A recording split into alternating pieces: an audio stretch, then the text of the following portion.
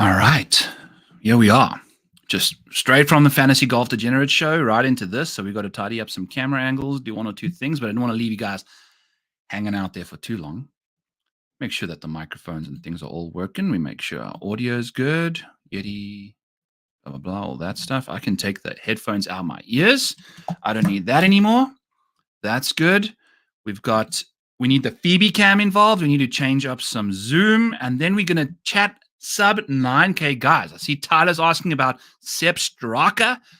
I know my boy Kenny's big on Sepp this week, so maybe that's where you want to find yourself. So that's good. Let's get ourselves situated here a touch. There we go. Looking better than I did before I started the show. That's good. Please, if you are in the chat, hit up the likes and let me know if you can hear me properly, because I've been having some stuff with the microphones. We've been messing around with some stuff. Let's get our camera on the Phoebus because she's in the mix over there right now. So the spotted Phoebe is available. It's a fun time over here, folks. We're just setting up. Can you hear me though? Please. I know you're joking. I need to make sure that you can hear me though. Hit me up with that. All right. Yes, you can hear me. Good. Okay, good stuff. Let's start sharing some screens. Let's start doing some wonderful stuff. Let's add another picture here for the Phoebus. Let's do that. Share this. Get this out of the way. Get that there. Let's get the model up. Let's get right back into the swing of things, yeah? Hide this. Audio crisp. Good to see. Let's add another. How do I do this? Add a camera, extra camera to the. Oh, that's not plugged in. Let's plug it in. And then we got the Phoebe cam up, and then we're cooking with gas, folks. Then we are cooking with gas. I've got all sorts of stuff going on here. All right. Let's get Phoebes in here.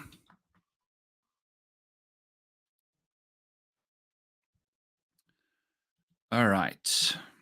So, one or two more things quickly. Add extra camera. There's the Phoebe cam. There we go. Phoebes looking good, girl. She's got a. She's hanging out. Good. Okay. Phoebe's in the heezy. There's the Phoebes. I love it. Okay. Let's get ourselves into the picture underneath. There we go.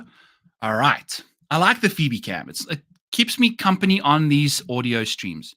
Let me pull up a banner over here for you guys. Rotoballer Sunday night. It's not a Sunday night. This is a Monday night research stream. Monday afternoon. Okay. PGA Championship. Code Maniac. Code PGA gets you 30% off, by the way, folks. All right. Phoebes is just snoozing.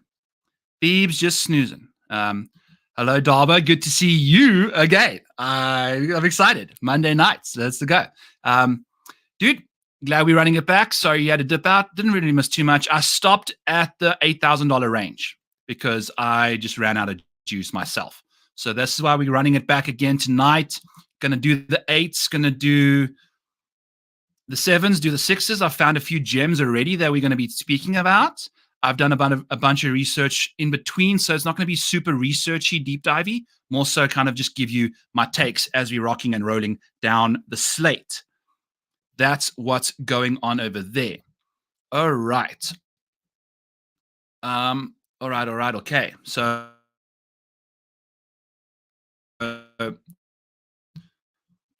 tidying up one or two things here. We got the PGA Championship, which you can find is it in the description below? I'm not even entirely sure. It's in the description of the Sunday night research stream. You can find all this stuff. I've got strokes gained in US Opens and PGA Championships. I've got major DFS points scored for Masters, PGA Championships, the Opens, all of that stuff. Majors in all the majors, PGA plus US Open. Got all that for you. I've got historical major finishes. You can see where guys have finished in PGA Championships, in the Masters, in the PGA Championships, how they've done. Like, were they in good form during that year when they played well at the PGA? Are they not? Who the heck knows? I've got betting for you over here. If we filter away from this stuff, I can show you pretty much all the guys that have done all the betting returns in the last little while. Me and Darbo had a moment with this last night. if you're willing to win $100 per bet in every different market every single week, this is what these guys would have returned you. Xander Schauffele in majors is a top 20 beast, would have returned you $610 since 2021 if you just bet him top 20 in all these majors. So that's what you're going to be getting from that tab. Here's the scorecard. It's got Valhalla Golf Club. It's got Phoebe in the way. I can move this thing even further over here. So you can see the par, you can see the yardage, you can see the average proximity numbers. I can show you buckets. I can show you number of shots expected from certain ranges. I'm bringing you the heat over here, folks. So it's all there. You can kind of get a summary of like which tournament, which major has been the most reflective of success based off of previous success in majors. The Masters, 50% of prior Masters have won again. 56% of prior major winners, have won the PGA after having won a major already. 64% have finished second or better. So that's the thing. At US Opens, a second place finish has got 24% less correlation, likelihood, history, whatever you want to call it, 24% less than the PGA Championship. So a major track record in the US Open next time we're playing, not going to be as much. We're more so course fit than anything going into that. But PGA Championship, still a thoroughbred. You got basically a 2/3 of a chance of finding the winner if you just like shrink your player pool to the top two guys. If you've had a first or second in a major, then I want to be betting you. How can you figure that out? Well, let's take a look and scroll all the way to the left over here. I'm going to go to my cheat sheet, pull this up. I'm going to filter on who's got a top two in a major. And we're going to filter out all the blanks and we're going to filter out all the zeros. And yeah, they are. Just like that. These are the guys that have got a top two in a major. So you can find, these are the guys you want to be betting. Now, whether or not you like them, you can scroll over all the way to the right-hand side here. You can find my major power rankings based off of just their finishing positions. You can find it based off of how they've finished with their starts, how many starts it has. It kind of weights that down. Like Ludwig's going to be a bit less because he's only had one major start. You can go and find major strokes gained. How these guys been doing in majors since they started playing. How these guys doing right now. Here's their last 6 months worth of strokes gained data. Are these guys playing well? So you can hit these filter boxes and kind of find guys that will pop up for you to bet or to find them. So just because my main man asked about Sepp, let's just use this as a way to kind of just use this tool. Use code PJ for 30% off. So we're going to type in Sepp Straka, find his name here. Click the OK box, and then take a look at his stuff. So Sepp's gaining 2.5 yards of distance on the field average. So he's slightly above average on distance there, but not a lot. In the last 6 months, he's gaining 1.19 strokes total. In PGA and US Open championships, he's typically very good off the tee. The rest of his game kind of struggles. He is gaining slight strokes in that department. Let's take a look at Sepp's major track record. We've got that second at the Open Championship last year. That's good to see. A second place finish in a major is very, very important. You want to see that. So let's take a look at Sepp's situation and make sure that we've got like a decent run up heading into the week here. Let's add a little filter here. Let's get Sepp into our major by major situation. Let's clear all of this stuff and then hit Sepp and see if that pulls it in. No, it doesn't. I've got to clear it all beforehand. Clear that. Get Sepp in the his. Also, this 4:30 show, kind of crazy, but I've got the Rotoballer PGA show with Spence and Keith Stewart later tonight, so that's going to be fun. That's coming up shortly. So I'm just looking up some fun stuff here with Sepp quickly. So Sepp in the PGA, wow. Look at what Sepp's been up to in his, woo, baby. Where's my main man? Tyler asking the questions that give us the answers we want. Take a look at Sepp Straka, folks. So Sepp Straka in 2023's PGA Championship finished 7th. Bit of an outlier situation after a 66th and a 78th. But prior to that, we have a 16th place finish at the Masters last year. We've got a second at the Open. Missed the US Open cut. It is what it is. But finished 7th at the PGA. So since that PGA, we've got a second and a top 20 at the Masters. A second at the Open.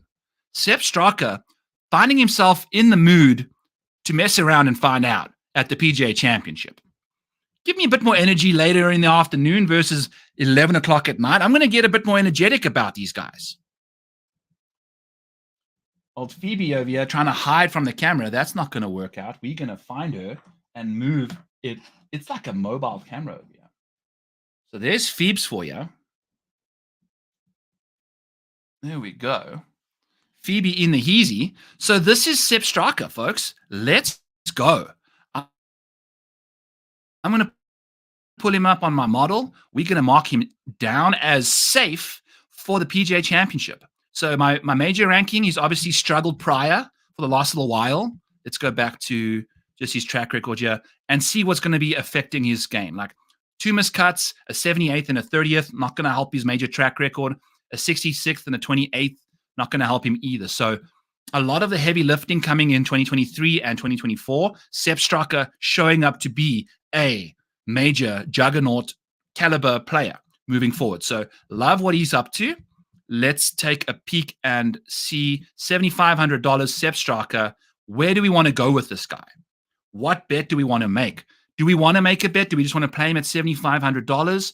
He would have won you money across the board. You can't say that about so many golfers.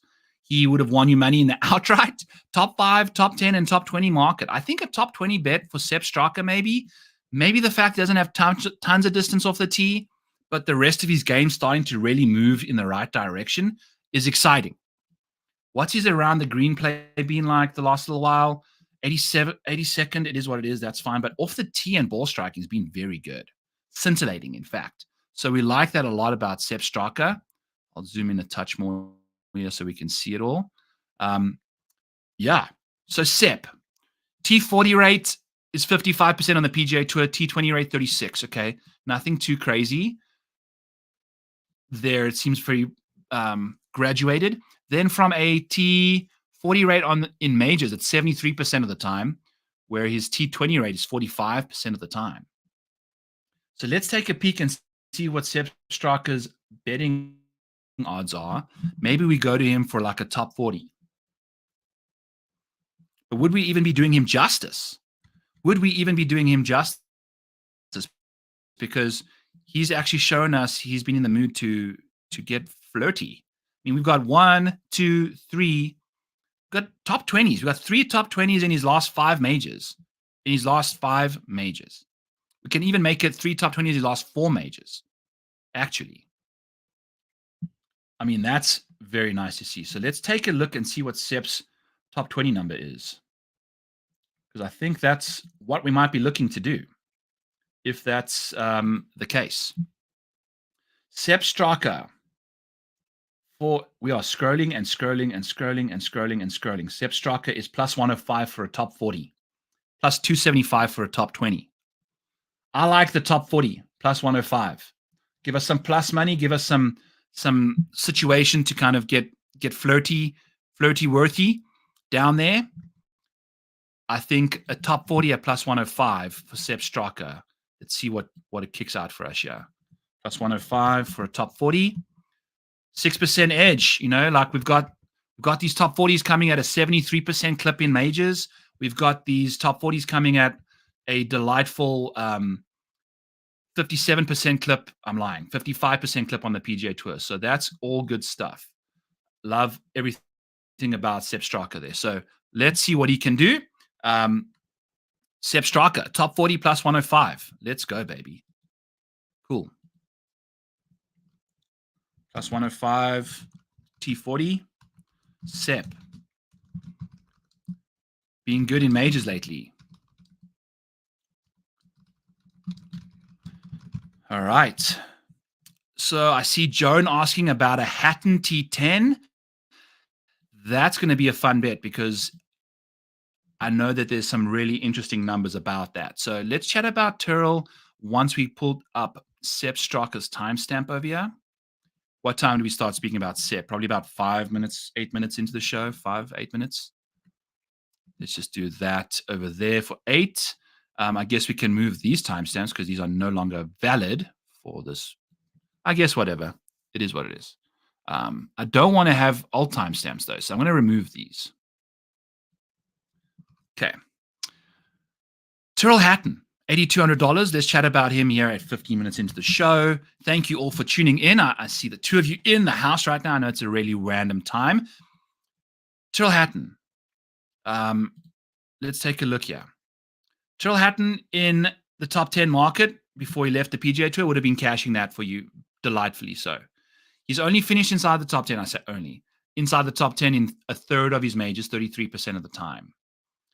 So that's what you're going to be getting there. So what are his odds? Do they reflect that kind of historical track record? Also, before we do that, I guess we can figure out what his situation is, yeah?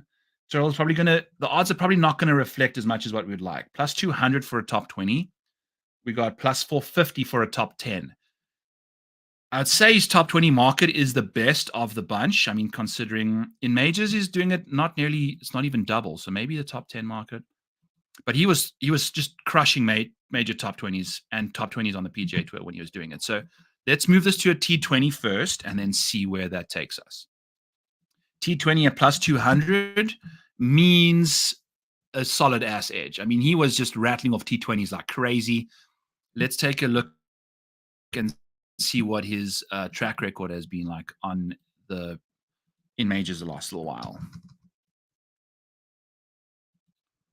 Okay, we'll add him there with Sepp. So we had a ninth place at the Masters. That's his first like solid finish in a major for a while. I mean, he had a sixth place finish back in 2019, but since then we haven't had a top 10. We've had a top 15 at a PGA. By the way, take a look at his PGA championships the last 2 years. 15th and 13th, two very nice and rejuvenating and good to see numbers. So maybe I would go, Joanne, with a top 20 for Tyrrell in the PGA Championships. You're going to be getting Tyrrell Hatton at plus 200 for a top 20. The math seems to check it out. He was doing it repeatedly on the PGA Tour. We've seen it in the last two PGA Championships. We've seen a top 20 in the Open Championship as well in 2023. So his top 10 numbers not nearly as high as you'd expect. It's a likely outcome if he plays well, but I think a top 20 for Tyrrell is the way to go if you're in the mood for that. I think that's the bet. Tyrrell Hatton top 20. It shows you. I mean, take a look at what he's been up to. In his T20 market when he was on the PGA Tour, the guy was just rattling off top 20s. Would have won you $631 in the last 12 months before he left. That includes the last 12 months, including the time he's left for. So that's probably only a 6 or so month period of golf that we've got, from Tyrrell not having played this year. So T20 is the way to go for Tyrrell. T10, you see a significant drop off. He kind of just finds himself just outside the top 10 a little more often than you'd like. So maybe T20 for Tyrrell is the way to go. My suggestion. Feel free to bet him top 10 as well if you're in the mood for. So that's what's going on there.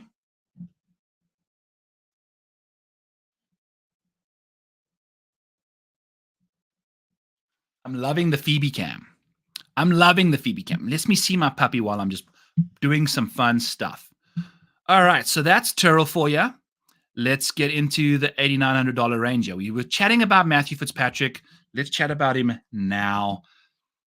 The track record's been shameful. It hasn't been good. The consistency's been waning. I bet him to win last week, just didn't even show up. But the thing about Fitz is we had this hot patch in 2022 where he finished 5th and 1st at the PGA Championship and then won the US Open.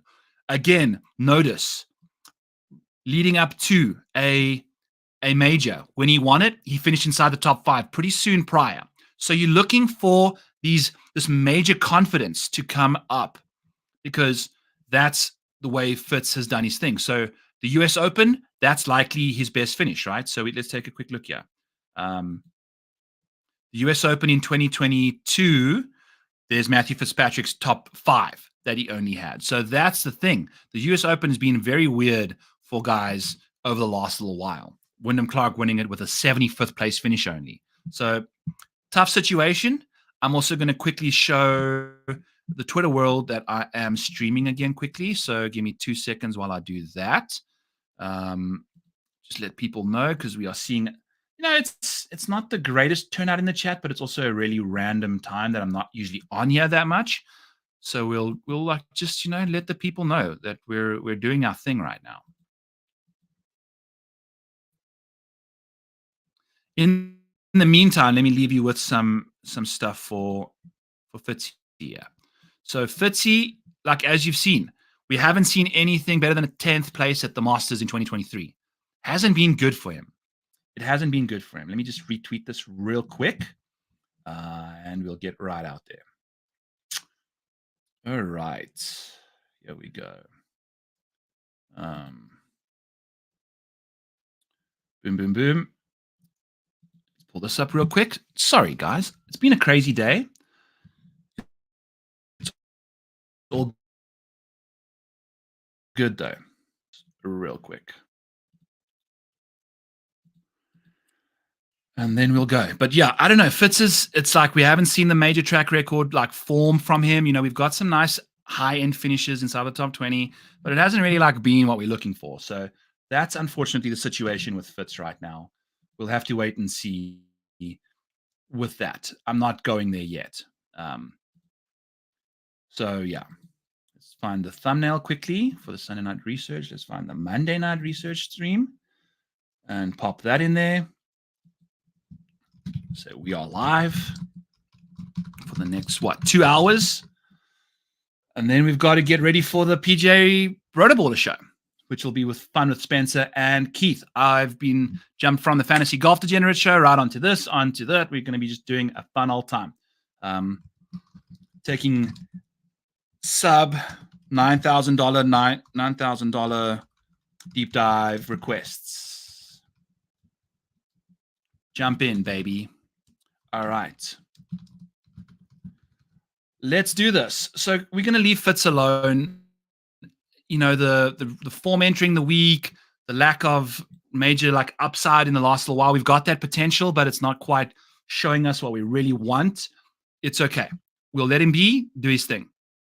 Jordan Spieth, I just spoke about Kenny. It's like, look at what this guy's lost you in the top 20 market, over like $1,200 over the last little while. It's not been good whatsoever. So it's a tough situation. It's hard to go to Jordan Spieth in majors. We've got like this top 5 rate of 25%, which isn't terrible. T20s, he's doing it 58% of the time. Not terrible. Not amazing. A lot of that's got to do with prior track record potentially. Let's pull up Jordan Spieth's history in majors because it hasn't been good over the last little while, I would imagine. I kind of like just adding guys as we go along. Gives us a bit of an understanding of where we're going. So yes, a PGA Championship, Jordan Spieth's last top 3, last top 10, last top 5 was in 2019. We had a 4th place finish at the Masters, but we've had 2 missed cuts. It hasn't been good. It hasn't been good for the longest time. Spieth's been struggling. Obviously there's a chance he can show up, but in his PGA Championships, he really hasn't been showing that he's got what it takes at them. The wrist injury is a concern. We're out on Spieth. Out on Spieth. Did someone say DJ? Go DJ. Miles asking about DJ. Let's pull his ass up. Dustin Johnson, a clean $8,000. Let's speak about him 24 minutes into the show. For some reason, he's got pink in his timestamp. That's exciting. DJ. In majors for the last little while, T20 rates, 52% of the time. Good to see. Majors, T10 rates, 35% of the time. Top 5s, 30% of the time. How long ago was that for him, though? I don't think we've seen solid track record from DJ in the last little while. It's probably been a hot minute since Dustin Johnson's finished inside the top 5. So, yeah, 2019, 2020 was the last 2 times DJ and a PGA Championship had a top 2, back-to-back, in fact. Tough scenes there. This was a tough year for him. That stretch from 2019 to 2020. Let's make sure we freeze these tabs. View, freeze, column 1. Boom. Okay, so that should give us that. Yes. So taking a look at DJ, I mean, look at what he got up to. A lot of his heavy hitting is coming at the Open Championship and in earlier years, unfortunately. Let's see if I can move this a touch.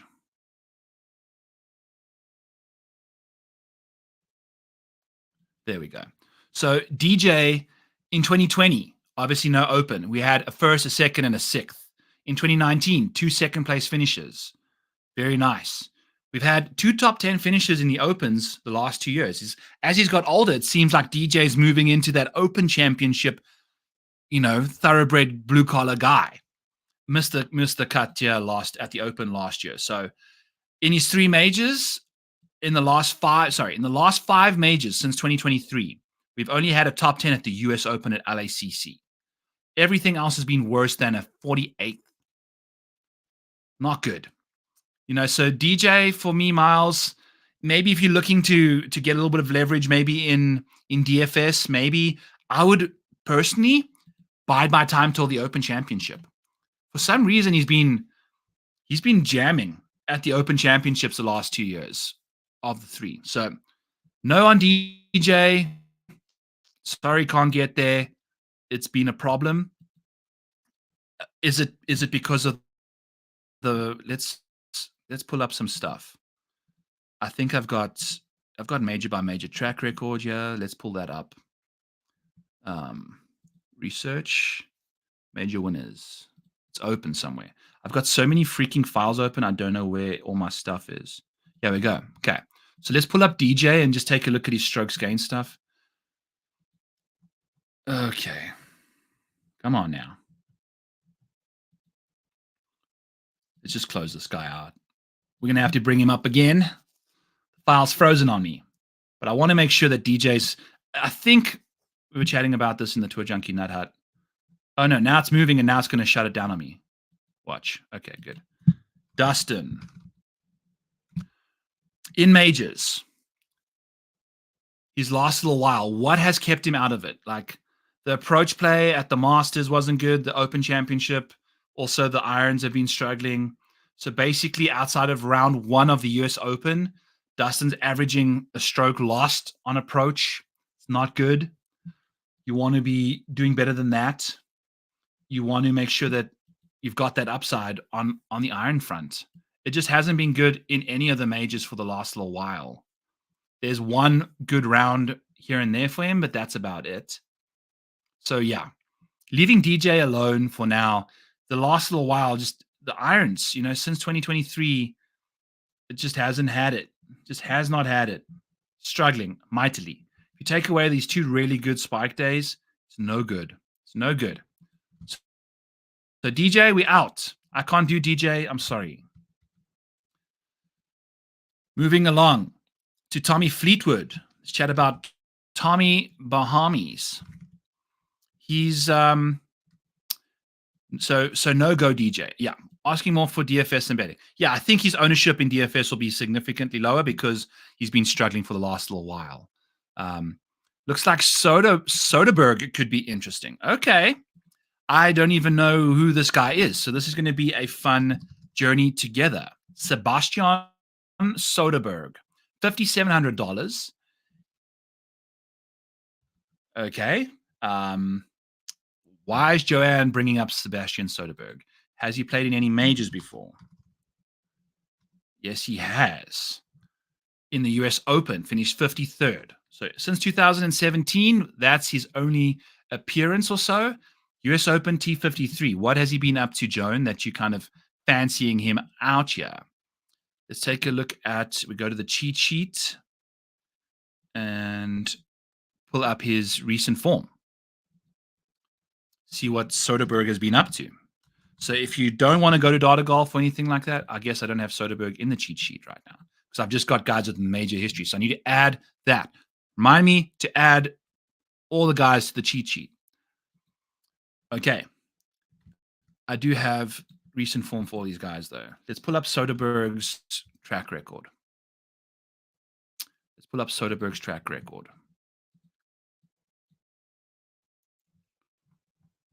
What is Joanne excited about him for? DP World Tour guy has been playing very nicely the last little while. 3 straight T3s in his last 3 starts that date once per month. So that form is kind of kept going. I mean, that's 3 tournaments in the space of 2 months, really. No, I guess it's the end of March. So March, April, May. So 6 weeks, call it. Okay, still very impressive. Looks like he's playing some good golf. Got a bit of distance every now and then. I don't know what that means. What is his career profile? Has been lacking distance, so he's going to have to do it with the accuracy side, which he doesn't quite have. You need elite accuracy if you're gonna get your stuff through the end here.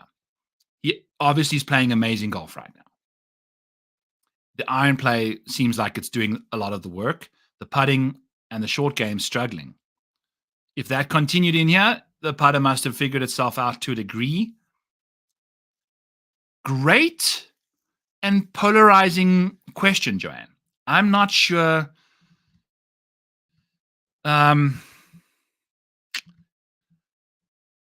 Is your guy? I guess that's kind of just where it is. It's $5,700. I feel like that's a fair situation. What is his price tag? Maybe a top 40 bet if you're in the mood for that. He's plus 220 for a top 40. I don't know if I'd go there. Maybe if you're looking for a $5,700 sleeper, Joanne, you can hit Soderberg for yourself. I'm not saying no, if that answers your question. I'm not saying no. Probably chatted about him for the last, a little hot minute. Soderberg, love it. Siwoo Kim, cool. Guys, loving the questions. It makes picking the show's pathway that much easier. It's so much more fun kind of bouncing around. Yeah, I know. That's the thing. Like, the off the tee stuff for him is concerning for me. The iron play looks amazing.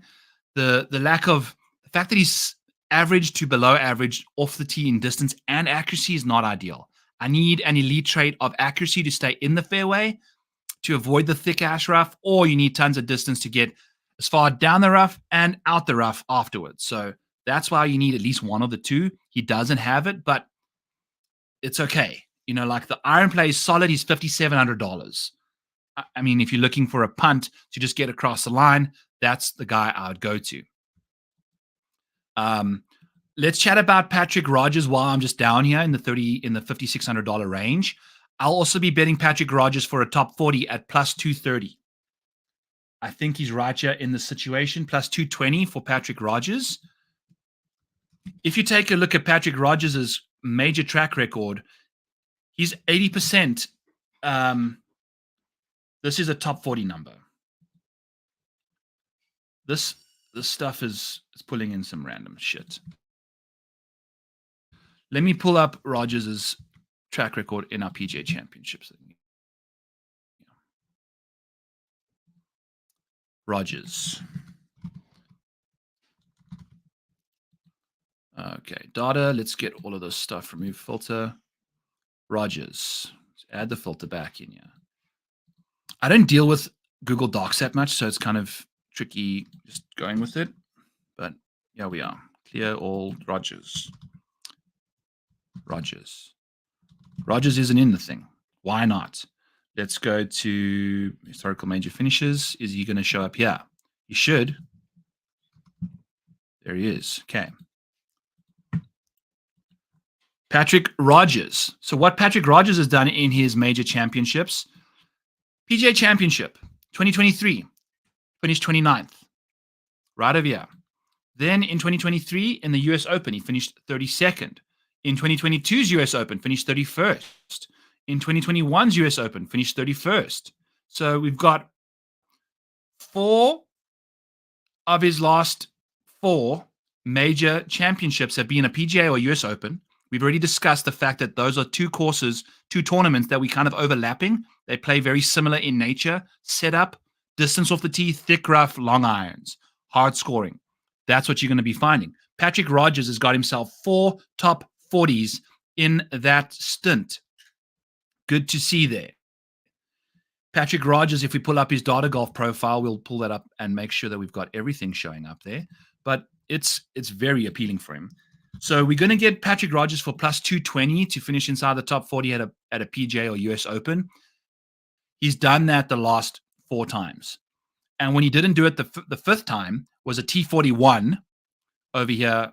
Let me remove a few things so we can see everything. The last time we saw it was a T41. That was very close. T46 in his debut and then missed 1 cut. So what we know about Rodgers is we've got this distance off the tee at these big boy tournaments, and we've got a decent amount of accuracy.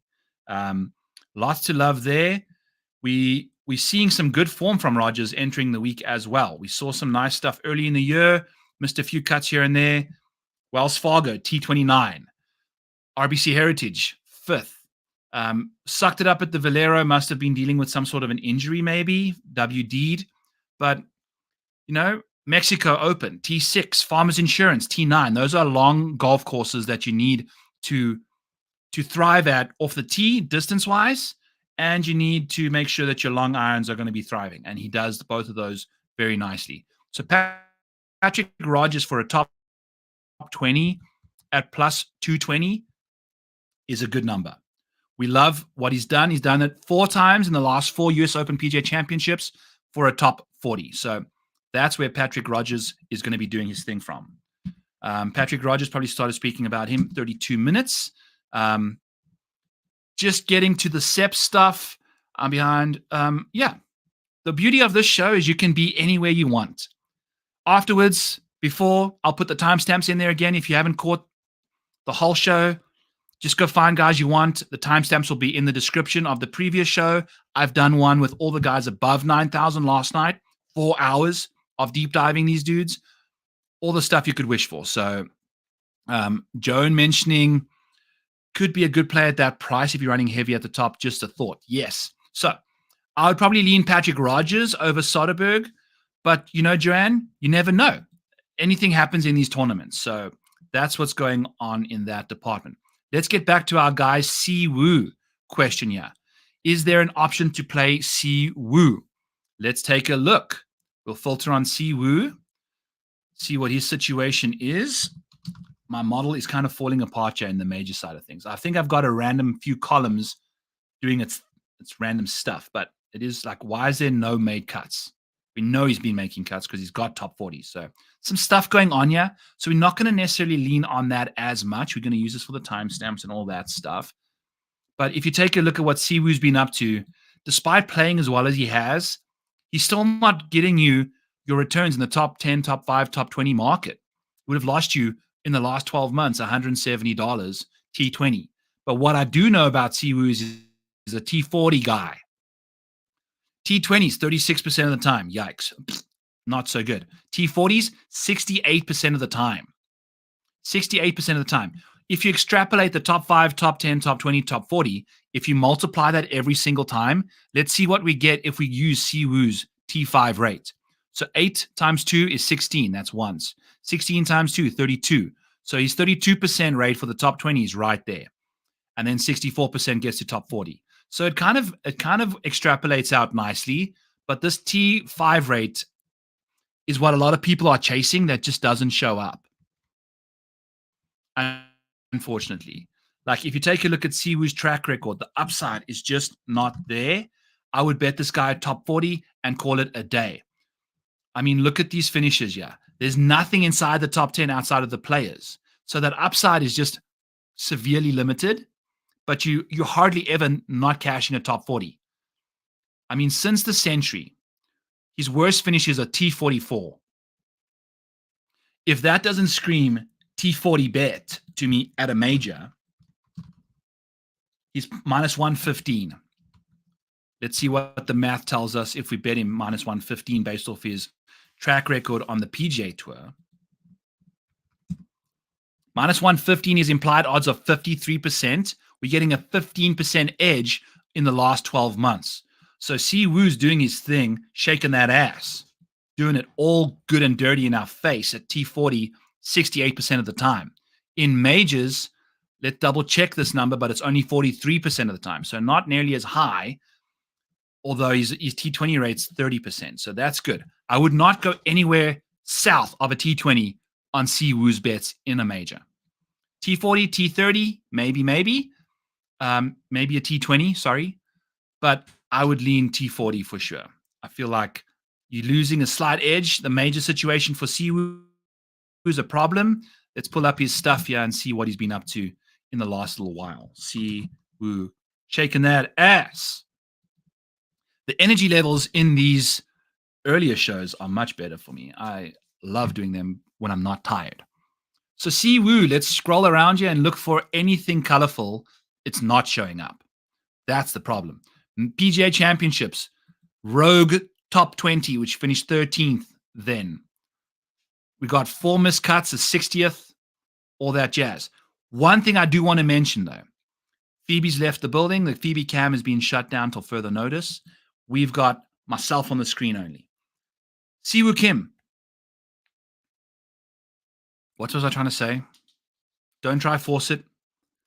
We've got historically bad. Oh, yeah. This is what I'm trying to get at with the 2 Korean guys. Benny On, Siwoo Kim. Not Benny On. Sungjae Im, Siwoo Kim. Both had Korean mandatory military service, which they had to do, but they won the Asia Games, gold. So they were exempt from that military draft. Now, these 2 guys have typically really struggled in majors, significantly so. Siwoo just had one of his better finishes at the Masters, finished 30th, I guess. Hasn't done much, got a 9th, a 12th, I guess, in 2021. He's been playing nicely at the Masters, I guess. That's kind of his jam. In fact, it was one of his worst finishes at the Masters. He's typically like inside the top 30. But you get what I'm saying. The pressure about winning a major championship for these guys is significantly less now. They don't have to win a major to avoid getting bullets shot at them. They can just play golf like it was meant to be played. So monitor Sungjae and Siwoo in the majors. If you take a look at Sungjae in majors as well, it hasn't been good. It hasn't been good. Look at Sungjae in these major championships. Miscut, 17th. Miscut, 42nd. In his last 5 majors. Miscut at the Masters, 20th at the Open. Miscut. Another solid finish at the Masters. So the 2 Koreans play very good golf at the Masters, have typically struggled in these other majors for some reason. Maybe this is the year that changes because they don't have that military thing hanging over them. So I guess I was just showing you a screen of Sungjae Im that wasn't up, but you get my point. You're not seeing any color. You're seeing Fitz's colors, you're seeing DJ's colors at the top there. We're not getting a lot of color from these guys outside of Masters finishes. Masters finishes for Sungjae have been his thing. The irons were looking atrocious at the Wells Fargo, but he's playing better golf. He's chipping and putting his way through it all. Sungjae Im's a very interesting, tantalizing case study. I don't know where to go with him. I don't know what to do with him. He's perplexing. He is where? What is his price tag? $7,900, Sungjae Im. Remember when he was this price at Brookline and everyone mashed him and then he missed the cut? Yes, this is Sungjae Im for you. This is that Sungjae. So Sungjae Im been playing badly, but just let it be known that $7,900 Sungjae for a DraftKings lineup is not going to be the furthest thing from my radar. Tommy Fleetwood in majors, Tommy Fleetwood in top 10s. Tommy Fleetwood boned me by finishing his final 2 holes, making bogeys on both of the green miles to miss the top 10 by 1. He parred the par 5 on 15, so pretty much threw away 3 shots on that stretch. Maybe call it 2. We only needed 1. Can throw away 1 shot, but no, Tommy throw away 2 shots, and that hurt us. So Tommy owes us a little bit. What's he been up to in major championships? Let's pull up Tommy Fleetwood's situation. Let's clear all of these guys. Let's get Tommy in the mix. Tommy Fleetwood, PGA Championship 2022. Did he have that ridiculous round on Sunday where he went flying up the leaderboard? I feel like this is a better way to look up Tommy's stuff because we're actually going to see a lot of results, but you're going to see the most bizarre Saturday situations. Like the moment this guy gets out of the mix, he shoots one of the best rounds of the tournament. So just for example, Tommy Fleetwood playing nicely, just gaining 3.6 strokes through the first 2 rounds at the Masters, 3.3 strokes, just doubles his strokes gained in round 3. Gets right in the mix, doesn't gain more than 2 strokes on the field on Sunday. Then we've got Tommy Fleetwood at the US Open, gains a casual 3.5 strokes through the first 3 rounds, gains 8.6 strokes in round 4 of the US Open, shoots a 63. I believe that's the second 63 he's shot in US Opens. I think he's the only person with 2 63s. Congratulations, Tommy. You shot 63 and finished 5th because you finished your tournament 5 hours before the rest of the field even teed off. Still, that's what you're going to be getting from Tommy Fleetwood, these back doors. In his last 4 majors, we've got 4 top 20s from Tommy Fleetwood. The ball striking's been good. The iron play's been good. The around the green play is always very sharp. The putter comes and goes. That's what keeps Tommy Fleetwood out the mix. It's what keeps Tommy Fleetwood from winning these majors. But Tommy Fleetwood for a top 20 in a major doesn't seem like a way I would go away from it. I mean, even a top 20 for Tommy Fleetwood, that's what I just said. So what's Tommy Fleetwood's top 20? Plus 140 for Tommy Fleetwood. Let's pull up his top 20 number here. We've been trying to bet him top 10 a lot. Maybe we bet him top 20 in the major. So Tommy Fleetwood in the PGA Championships, plus 140 for a top 20. That's a 14% edge based off of his 67% T20 rate. Basically 2 out of every 3 starts on the PGA Tour is a T20. 142% of his starts, these are major starts, sorry. On the PGA Tour, 56% of his starts are T20s, 50% are T40s. That's going to go slightly down for the T10 rate, slightly up for the T20 rate after he finished 13th last week, which I haven't updated just yet. We'll get to that tonight. But Tommy Fleetwood, top 10 market, top 20 market, not the worst world to live in. He's plus 300 for a top 10. In the majors, he hasn't quite had that top 10 ability. I like the top 20 a bit more. I know the top 10 is going to really kick out nicely based off his current track record on the PGA Tour. In the majors, it's slightly different. I like the top 20 number a little bit more. I think I'm more comfortable with that. We've loaded up on top 10s a lot already. Go listen to last night's show for all of those bets.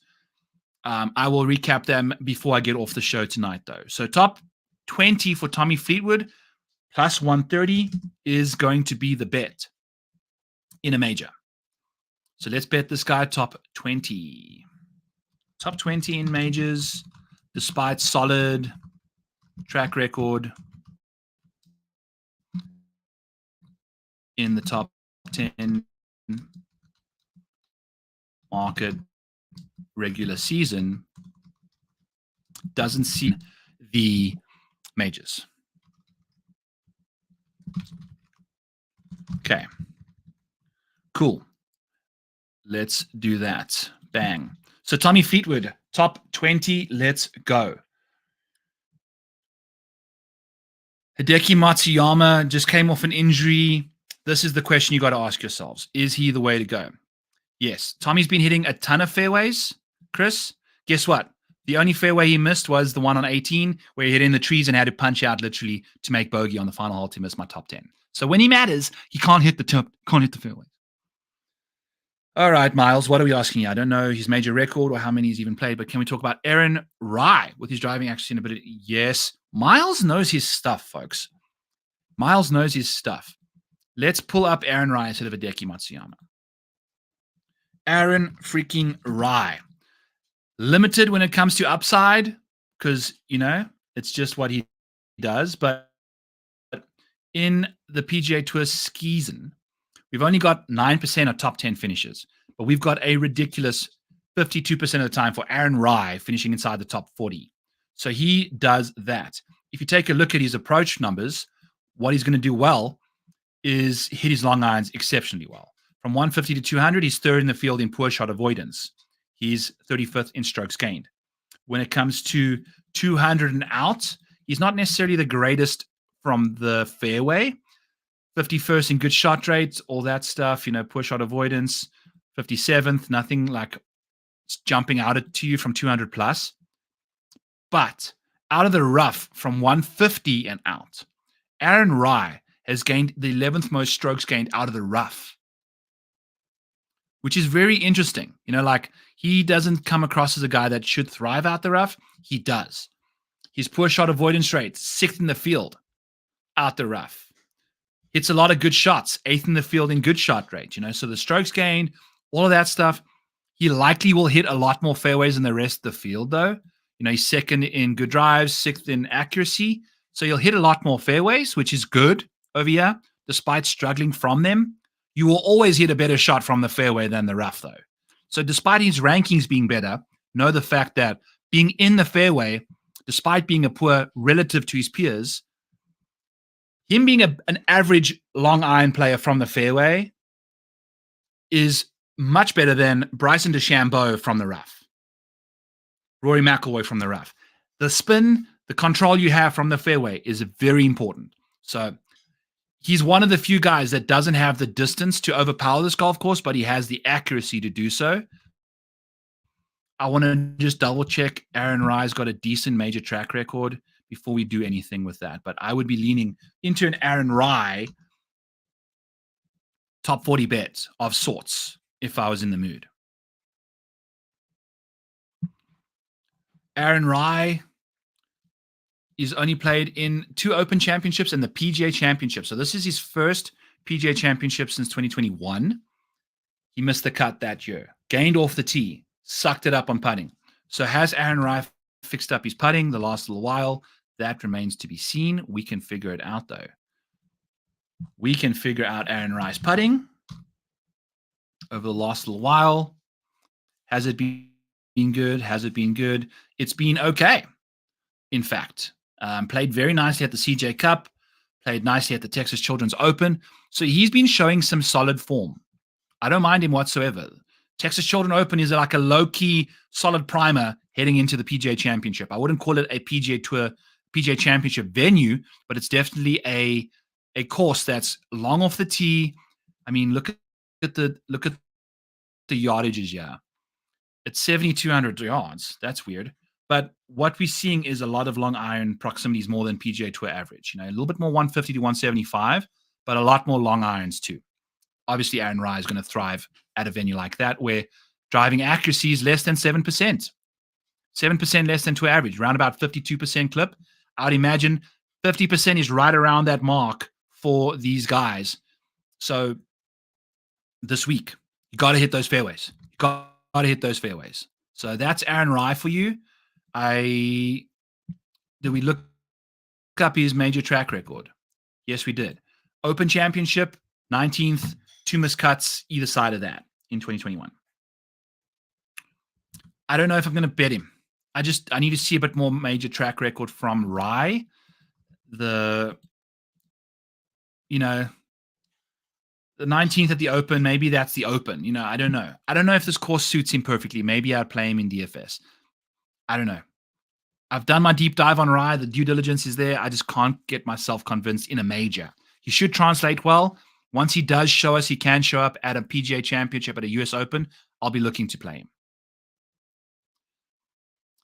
Tommy has been hitting a lot of fairways. Okay, that was the last comment. All that. Let's go over here. Make sure that we've got Tommy for our top 20. Some other names.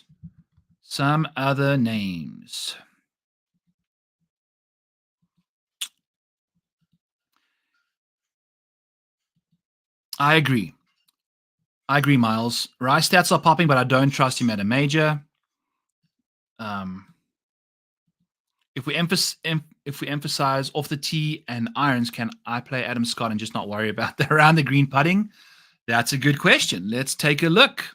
I don't know. I don't think Adam's been particularly strong in majors, though, from what I understand. I'm not going to go out of my way to play Adam Scott. I think,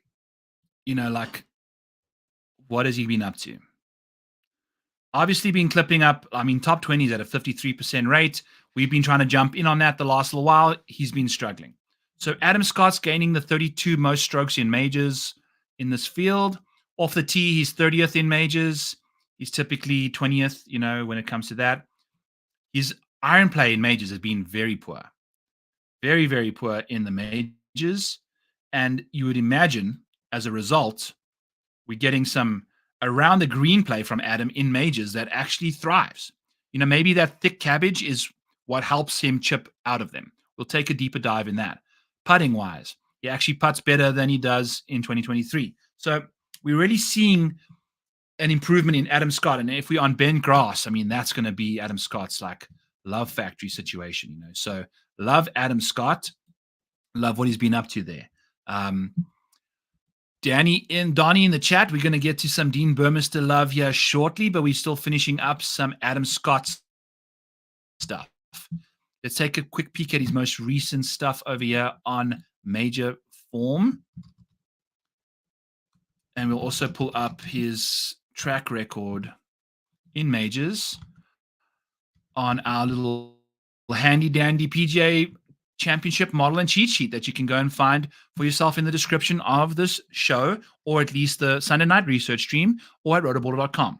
Use code PGA, get yourself 30% off if you're on a premium subscriber over at Rotoballer. Adam Scott, we are running that promo for this week. 30%. Usually it's only 10. So we love you. We hope you love us back. So Adam Scott's PGA Championship track record ended pretty much in the 2020s. 22nd place finish there, had an 8th and a 3rd prior, just hasn't really shown up since. In fact, we don't have a top 10 finish since 2019 from Adam Scott in a major. We've had 15ths, we've had 22nds, we've had 14ths, some solid finishes, but at the end of the day, we're really looking for some upside from our guys. Maybe an Adam Scott top 40 bet isn't the worst thing in the world. It would have cashed the 1, 2, 3, 4, 5, 6 of the last 7, 8. 6. It would have cashed the last 6 of the last 7. So maybe a top 40 for Adam Scott at a major is the way to go. That's what? Adam Scott for a top 40 at a major plus 125. He's been doing it 6 of the last 7 times. He's got tons of distance off the tee. If you pull up Adam Scott's situation here, you can find his distance off the tee for us. Do I have him over here? Yes, I do. So we're going to scroll all the way over. And he's start by finish rating isn't terrible, but it's a lot of the early stuff from, 2019 beforehand. Take a look at you. He's gaining 16 and a half strokes on the field distance-wise. Yards, at least. Average PGA Tour distance, 300 yards. Adam Scott's averaging 316, apparently. He can absolutely nuke it out there. So Adam Scott is averaging more than 16 and a half strokes in the PGA Tour field. Off the tee, it's his best attribute. So that's going to help a lot. Whether or not he can translate that, it hasn't seemed like it's worked out for him the greatest at these PGA and US Open championships, in fact. It's been the putter and the around the green play. Donnie. No, who was it? Chris Miles. There we go. Take a look at Adam Scott's PGA US Open combinations here. It's been all in, he's off the tee numbers. Everything's gaining. At least 0.2 strokes per round. Good. That's good. But it's off the tee, he's only getting 0.2. For someone that's really good off the tee lately, it's been putting and short game that's actually helped him out in these PGA Tour championships. PGA championships. US Opens. That's what he's thrived at. He's putting and around the greens, funnily enough. So get yourself some Adam Scott if you're looking for a top 40. It is plus 125. Let's see what happens if we just plug it into our regular season model over here. See what pops out for Adam Scott's top 40 at plus 125. That's actually a very nice number if you ask me. Yeah, we're getting a massive edge based off of his PGA Tour track record, which is a 74% top 40 rate. We're getting this top 40 rate of 71% for him in these majors. So that's a smash play, in my opinion. Adam Scott plus money, top 40. The guy's done it 6 out of the last 7 times. Doing it with approach around the greens and putting, which is actually kind of crazy. 6 of his last 7 US Open, last majors have been top 40. Hasn't had a top 10 since 2019. So T40 plus 125. Boom. Let's party, baby. Let's party. It's so much more fun doing the show when I'm got energy. So much more fun. Because I'm bringing the energy, I want you guys to bring the energy. Hit the like button, subscribe. We're at 420 subscribers. So it's a high number, but not high enough. So we need you guys to get me across to 500. I need you to send me donations once we do that. Then I'll be doing member giveaways. I'll be doing, by the way, I'll do a giveaway right now. Let's figure out, I see Dean Burmester, I'm seeing Harris English in the chat. Chris asking us about Harris English. Let's do a Harris English trivia. Harris English seems like a solid PGA Championship player. He has a T8 at 2023 US Open. Do you like his chances? Okay, so Chris is telling us that he's a solid PGA Championship player. The question for the giveaway, which, by the way, I still need to send shot like his. I did send Brett the model on Twitter. So let's ask this question. How many top 20s does Harris English have in PGA Championships since 2018? How many top 20s does Harris English have in PGA Championships since 2018? Chris is telling us in 2023 he's got at least 1. So we need you.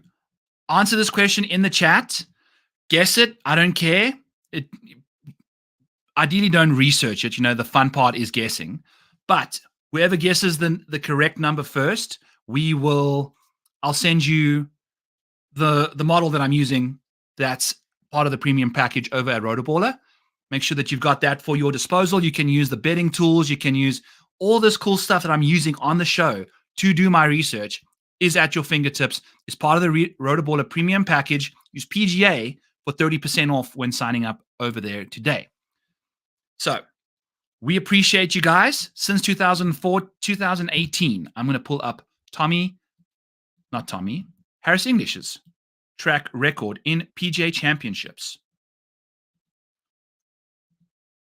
Let's take a look here. So we're seeing 3-1-4-1. Let's take a look at Harris English. All right. I'll share the screen, and then we're going to pull it up together and see what comes. I feel like that's pretty much everybody. 3-1-4-1. Beautiful. Miles showing up. Chris is going to beat you out. You both got the 1 there, but maybe he's got another one. Harris English. Ooh. So what were you saying? T8 in his 2023 US Open. Okay, the US Open. Yes, T8.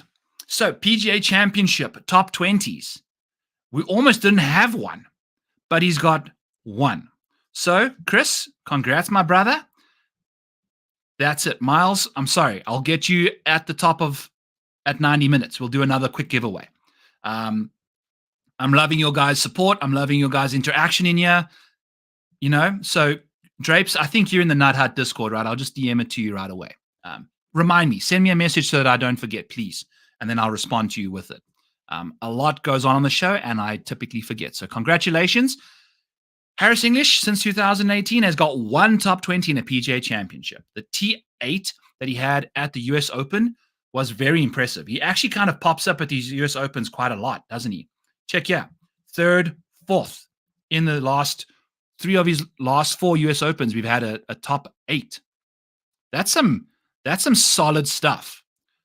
Miles, don't you worry, brother. You've been amazing. I don't know if you're a Rotoballer Premium subscriber. If you are, let me know. I'll take care of you in another way somehow. If not, we'll get you in another drawing here in 25 minutes. But Harris English, Drapes at the US Open. Bet him top 10, quarter to day. I don't know whatever that number's going to be. It's the one you want to bet. It's been his only top 10s in the majors since. Like, the only top 10s Harris English has in majors is the 3 that he has in his last 4 US Opens. Not a subscriber yet, baby. I like it. PGA, 30% off. It makes it like $200 for the year. $200 for the year. That's very affordable. If you get my package, I think it's less than $100 a year, but get the full package. You can get Spencer's stuff. You can get all of his models as well. You get full access to the Discord, all of that stuff. Yes, this course can be more like a US Open. It does, but sometimes when you see these kind of like things, it's a weird situation because I'll bring up Hideki Matsuyama as an example. For some reason, when I was looking up Sam Burns' Valspar putting splits, I wanted to see how because he's putted incredibly well at the Valspar. So I wanted to see, okay, how is Sam Burns' strokes gained putting at the Valspar? How does that match up to other people's strokes gained in other events? So I pulled up all these different things. Hideki Matsuyama is the only person to gain more strokes on approach at US Opens than Sam Burns gains putting at the Valspar. It's the only person who gained more strokes over 20 rounds than he did Sam Burns at the Valspar.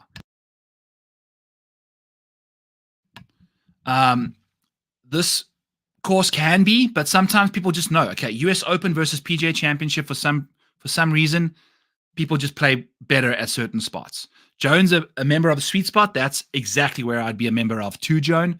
I am a member of Sweet Spot as well. So we are having a good time over here. So just a little fun tidbit about US Opens and PGA Championships. The courses play very similar, I would imagine. That's why I have these metrics in here. But sometimes you see very specific traits where these guys just tend to play better at certain ones for some reason. These guys are weird that way. We'll do that. Let's just pull up Hideki Matsuyama. I think that's we were talking about prior. I want to make sure I get him plugged in. Oh, we've got, let's take a quick breath. Give me 2 seconds. I need to quickly go grab a water. I've been podcasting for the last 3 hours straight, and I haven't had a chance to grab something. I'll be back in 2 seconds.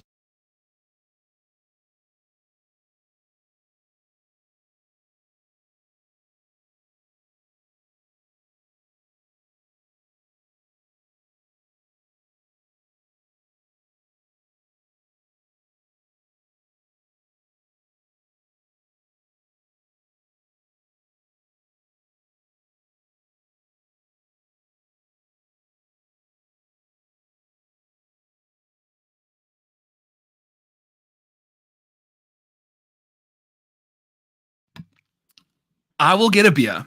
I have Keith Stewart on the Rotoballer PGA show tonight. If I'm not drinking a Keystone with Keith Stone, you don't understand who I am as a person. So currently got a little bubbler, a little caffeine situation just for the next little bit. I got the Keith Stewart PGA Rotoballer show coming up here in about 90 minutes or so. So we'll bust out some Keith Stones for that for sure. Shot at Crown. We got Corona Premier in the house. Ooh, baby. I love it. All right. So we were chatting about who on the thing. Yeah, Harris English. What was his price tag?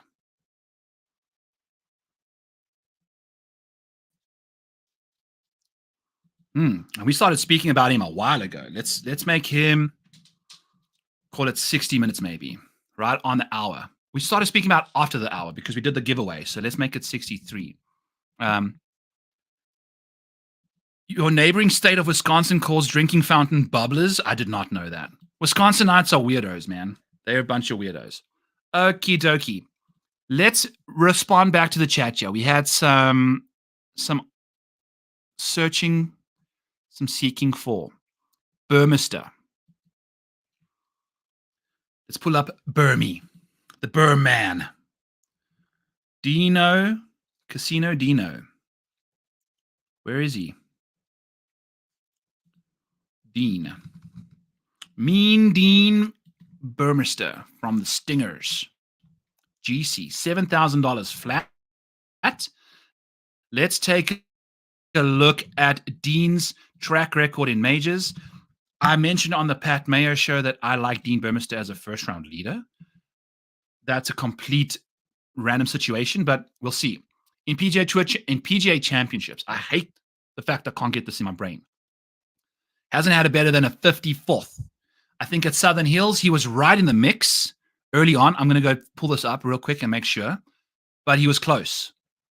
Got the 11th at the Open Championship in 2022, and then his only other major was the PGA last year at Oak Hill, which he made the cut at.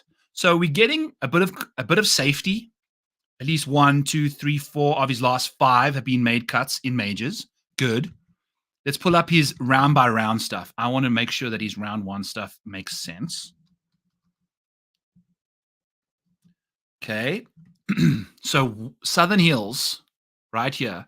Yeah. So he gained 4 strokes on the field, shot a 69, and then missed the cut shooting a 78. So PGA Championship, I wouldn't say that's a very similar course, but he's got this ability to pop. At the Open Championship, he gained 3.3 strokes. You know, like he's got this ability to pop in majors. At the Open Championship again, gained 3.4, 4.3, 3.7. You know, like very, very nice upside in these championships. So maybe a PGA Championship, not the same as the Open. Seems like Dean likes himself an Open. But, you know, I think his distance off the tee definitely helps. I wouldn't be shocked if Dean Burmester's around the top of the leaderboard after round 1, kind of whittles his way down after that. But we definitely saw at Southern Hills at the PGA Championship that he likes to get in the mix. Got a little gun shy after gaining 4 strokes on the field. So he can do it. Take a flyer. What is Dean Burmester to finish? Let's see. We're just saying we should bet it, but what is it actually? What is it actually? First round leader. We'll probably do the each way market. Burmester. Dean. Not pulling it up. Dean Burmester. 90-1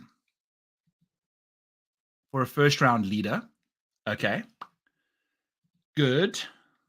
We'll add that to our Tommy Fleetwood ticket. I don't mind a 90-1 Dino Casino Burmester. You can get it at a quarter for 5 places. So what's that? 27.5 to 1 for a top 5 for Dean. We'll do it. We are making that bet. So top 5 after round 1, including the first round leader, Casino Dino Burmester. Darbo, is there a macro you can do that reminds me to put the timestamps in? So where? Look at this. I was just working in my Excel, and then out of nowhere, it's just updated it. So now I've got all these big ass things at the top here versus just the icons. Now it's a quick access ribbon. Okay. I have to hit a button to pull up more. He has a drop down for quick access stuff because it decided to give me the description of the stuff. And then if I hang over it, it tells me what the description is, which is right next to it. I'm frothing at the mouth, just getting tilted over Excel formatting that they just changed on me without me even asking them to do it. So, sorry, don't mind me while I'm just freaking out about Excel changing stuff on me out of nowhere. But it looks like the models returned back to life. So Dean Burmester, we were chatting about him, 70 minutes in? Call it. Let's take a peek at the chat, see what else is going on here. So, in the basement shooting another New Glarus is also very good. Very, very good. I need to fit in a better tournament history veteran to go with these guys I'm playing. Keegan Bradley, Miles Johnson asks. Let's take a look. Keegan Bradley. I mean, Keegan Bradley, by the way, won the PGA Championship in his debut. He's one of the few guys that did so. Let's take a look here.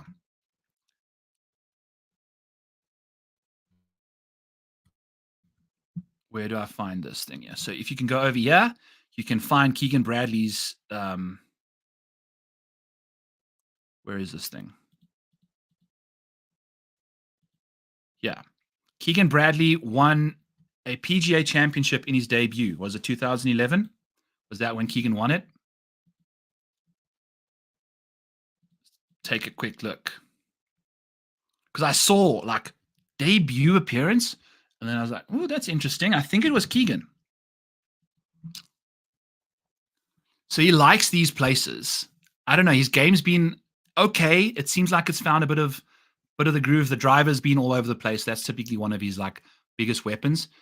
But yes, Keegan Bradley in 2011 won the PGA Championship in his debut major. Unbelievable. Incredible stuff from Keegan. So well done to him for doing that. Hasn't had better than a T3 early on at the PGA Championship a year later. And then that's been it. So really hasn't thrived at PGA Championships for a while. I don't know, Miles, if Keegan's the guy I want to go to. You know, since the Sony, he had a second, missed the playoff there, and it hasn't really been the same. We haven't had the top 10 since. We've had multiple missed cuts. The putter's gone to shit. The driver's kind of rebelled. The distance is there, but usually there's a lot more accuracy involved with the distance. It's not quite working out for him right now. Let's find you another guy. Can I give you that? I would prefer a different alternative than Keegan Bradley for you. Let's see, $7,100 in that price range. Why would you not play Akshay Bhatia? I feel like those are two way more optimistic outlooks for guys. So let's do Stephan Jaeger to start off with.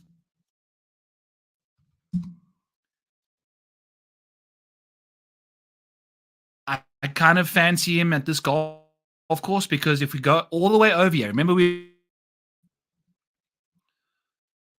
I had him as top debutant. But in the PGA Championship at Oak Hill, guess what? Stephan Jaeger gained off the tee in every single round. He gained 2.5 strokes. That's exactly what you're looking for. Oak Hill is a great comparison. He didn't have the distance he has now at the US Open at Winged Foot, where he finished 34th. Putted very nicely, chipped and putted very nicely that week. Had a really poor Saturday. It seemed like he was right in the mix when he did that, though, because he was essentially 1 over par at Winged Foot, which Bryson won at 4 under or 5 under. So great stuff to the first 2 days, and then got a little scared and shot a 79. This is why major track records matter, folks, is because in his first US Open, he finds himself 1 over par, which is probably very close to the top of the leaderboard, having gained 6.8 strokes on the field. That's definitely at the top of the leaderboard. So he kind of found himself out of his depth a little bit. I love doing these deep dives because you can take a look at the track record of these people and see the history and what he's gone through. But for Jaeger to only have 3 majors in the last 4 years is ridiculous. But what I do know, like we mentioned, got very excited about this fact that he gained off the tee all 3-4 days at Oak Hill. Out of the rough, he gained as well. It's whether or not he can avoid losing.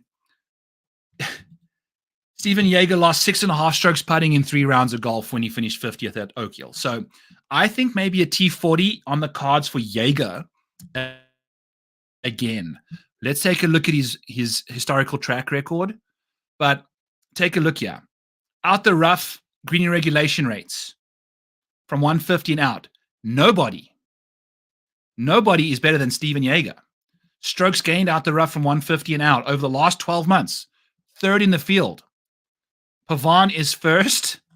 I'd imagine Scotty Scheffler or someone else is pretty close. In Tony Finau, second.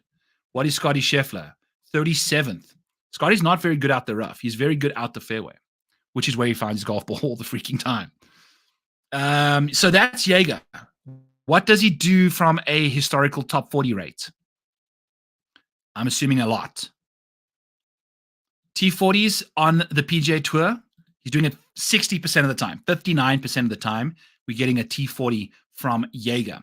So if we find a Jaeger T40 bet, let's pull that up real quick. Stephan Jaeger T40. Plus 125. Yes, love to see that. Okay. Plus 125 for Stephan Jaeger. Gives us a 44% implied probability. I think Stephan Jaeger's game is good enough to finish inside the top 40 at a big boy golf course where driving distance and accuracy is important, success out the rough is important, and your ability to be a very good around the green player, which is what Stephan Jaeger does as well, 20th around the green. Whether or not he figures the putter out, who the heck knows? A big boy golf course like this should suit Stephan Jaeger to a T. So we will get him doing his thing. T40 for Stephan Jaeger. I would play him as a definite substitute for Keegan Bradley, Miles, to get to your original question there. So yeah, that's Stephan Jaeger for you. All right. Got a Cheez-It packet making its way to the study of courtesy of Miss Phoebe. Okie dokie. Let's chat about Akshay Bhatia. I do want to mention him because I think he's going to be a very polarizing option this week. But before we do that, we got to take a peek at the chat again. Yeah, nothing to remind you. Yeah, I need to do that.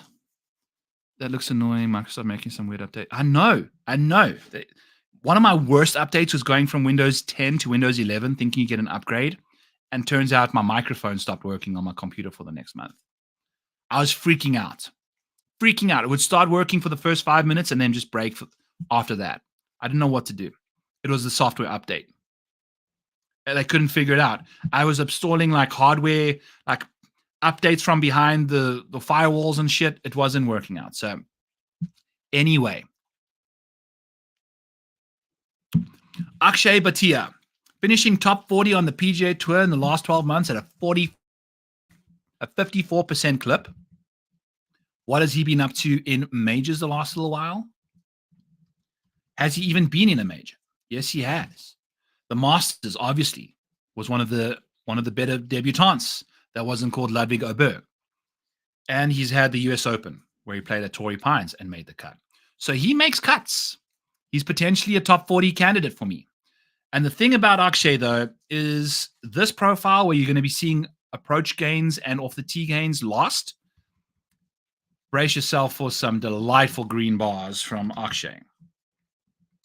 This guy's turning himself into a ball striking beast. It's been these deep, dark green bars on approach when he's played well. The putter has gained himself now 6 consecutive times since moving to the broomstick this year. It seems like he's found his groove with the broomy. I mean, we've got top 20, top 20, top 20, top 20. 3 of his last 5 have been top 20s for Akshay. It's been impressive. Been very, very good. What is his bet to place here this week? Plus 137 for a top 40, plus 375 for a top 20. I'm a fan of Akshay for a top 40 in this major. You know, we haven't really had that many high-end major finishes. Finished 35th at the Masters. I like that. I can see that happening again. Struggled on approach a little bit. That was the week after winning the Valero, so not too big of a deal. I like the irons. I like the driver. We'll see what goes on. You know, it kind of lost the track a little bit at the Wells Fargo. It is what it is. Maybe a T40 is the way to go for Akshay this week to get some exposure to him in that market. But again, we don't have tons of track records, so maybe we just leave that one alone. I'm a big fan of the Stephan Jaeger T40, which I need to put on my card here real quick before I forget. Perfect. So far on the card, we've got Tommy Fleetwood for a top 20 at plus 140, Stephan Jaeger for a top 40 at plus 125, and Dean Burmester for first round leader each way at 90 to 1. That's what you're going to be getting from us there. Let's move on down to, do we have any other requests? Byron has turned into a robot. Sorry, I spelled Phoebe. Phoebe. I spelled Phoebe wrong as well. A Phobo. Who's Phobo? I don't know. I spell Phoebe however I feel like it at the time. Why have I turned into a robot? Why? What if Bryson DeChambeau was half as fun as Byron Model Maniac? He would be Tiger Woods. Okay. Okay, guys, pump the brakes a little bit. Pump the brakes a little bit. Pump the brakes. Hideki, with the injury, I don't want anything to do with this guy. Look at this major top 5 rate, pathetic. Major top 20 rate, elite. The definition of lacking upside, you know. He's finishing inside the top 20 in majors as often as he finishes inside the top 40 on the PGA Tour the last 12 months. I just don't like to deal with Hideki with injuries. That's the thing. That's the problem. Sam Burns. Pat Mayer asked me, what has Sam Burns done in major championships the last little while? Nothing. 0 top 5s. Very easy answer. Sam Burns is an easy fade for me in majors until further notice. Let's take a quick peek, do our due diligence, make sure that we are not missing out on a bit of a trend of him heading in the right direction, but I would imagine Sam Burns is not going to show up that much for us. Sam Burns, PGA Championships, a 20th and a 29th, his 2 best finishes. Last 5 majors that include the 2 Masters, he's got 3 miscuts and a 29th place finish as the best. Sam Burns doesn't have a top 20 in majors outside of literally finishing 20th. Wow, that's it. It's a disgusting major track record for this guy. I love how I went for a quick one just to try and get moving along, but I just want to double check that his best finish in a major is 20th only. Yeah, it's a Joaquin Niemann situation. This guy has been pathetic. This is pathetic for a guy that's won. Career summary. We've got 5 PGA Tour wins in 3 years. Yet your best finish in majors, bud, is a 20th in 2022 at Southern Hills. He's putted well in every single one of them, basically. Can't figure out the irons, it's the irons. He just isn't hitting his irons well. And recently, I mean, it's okay. Like, good stuff. We were on this top 10 run with Sam Burns early in the year, and it's kind of gone south since.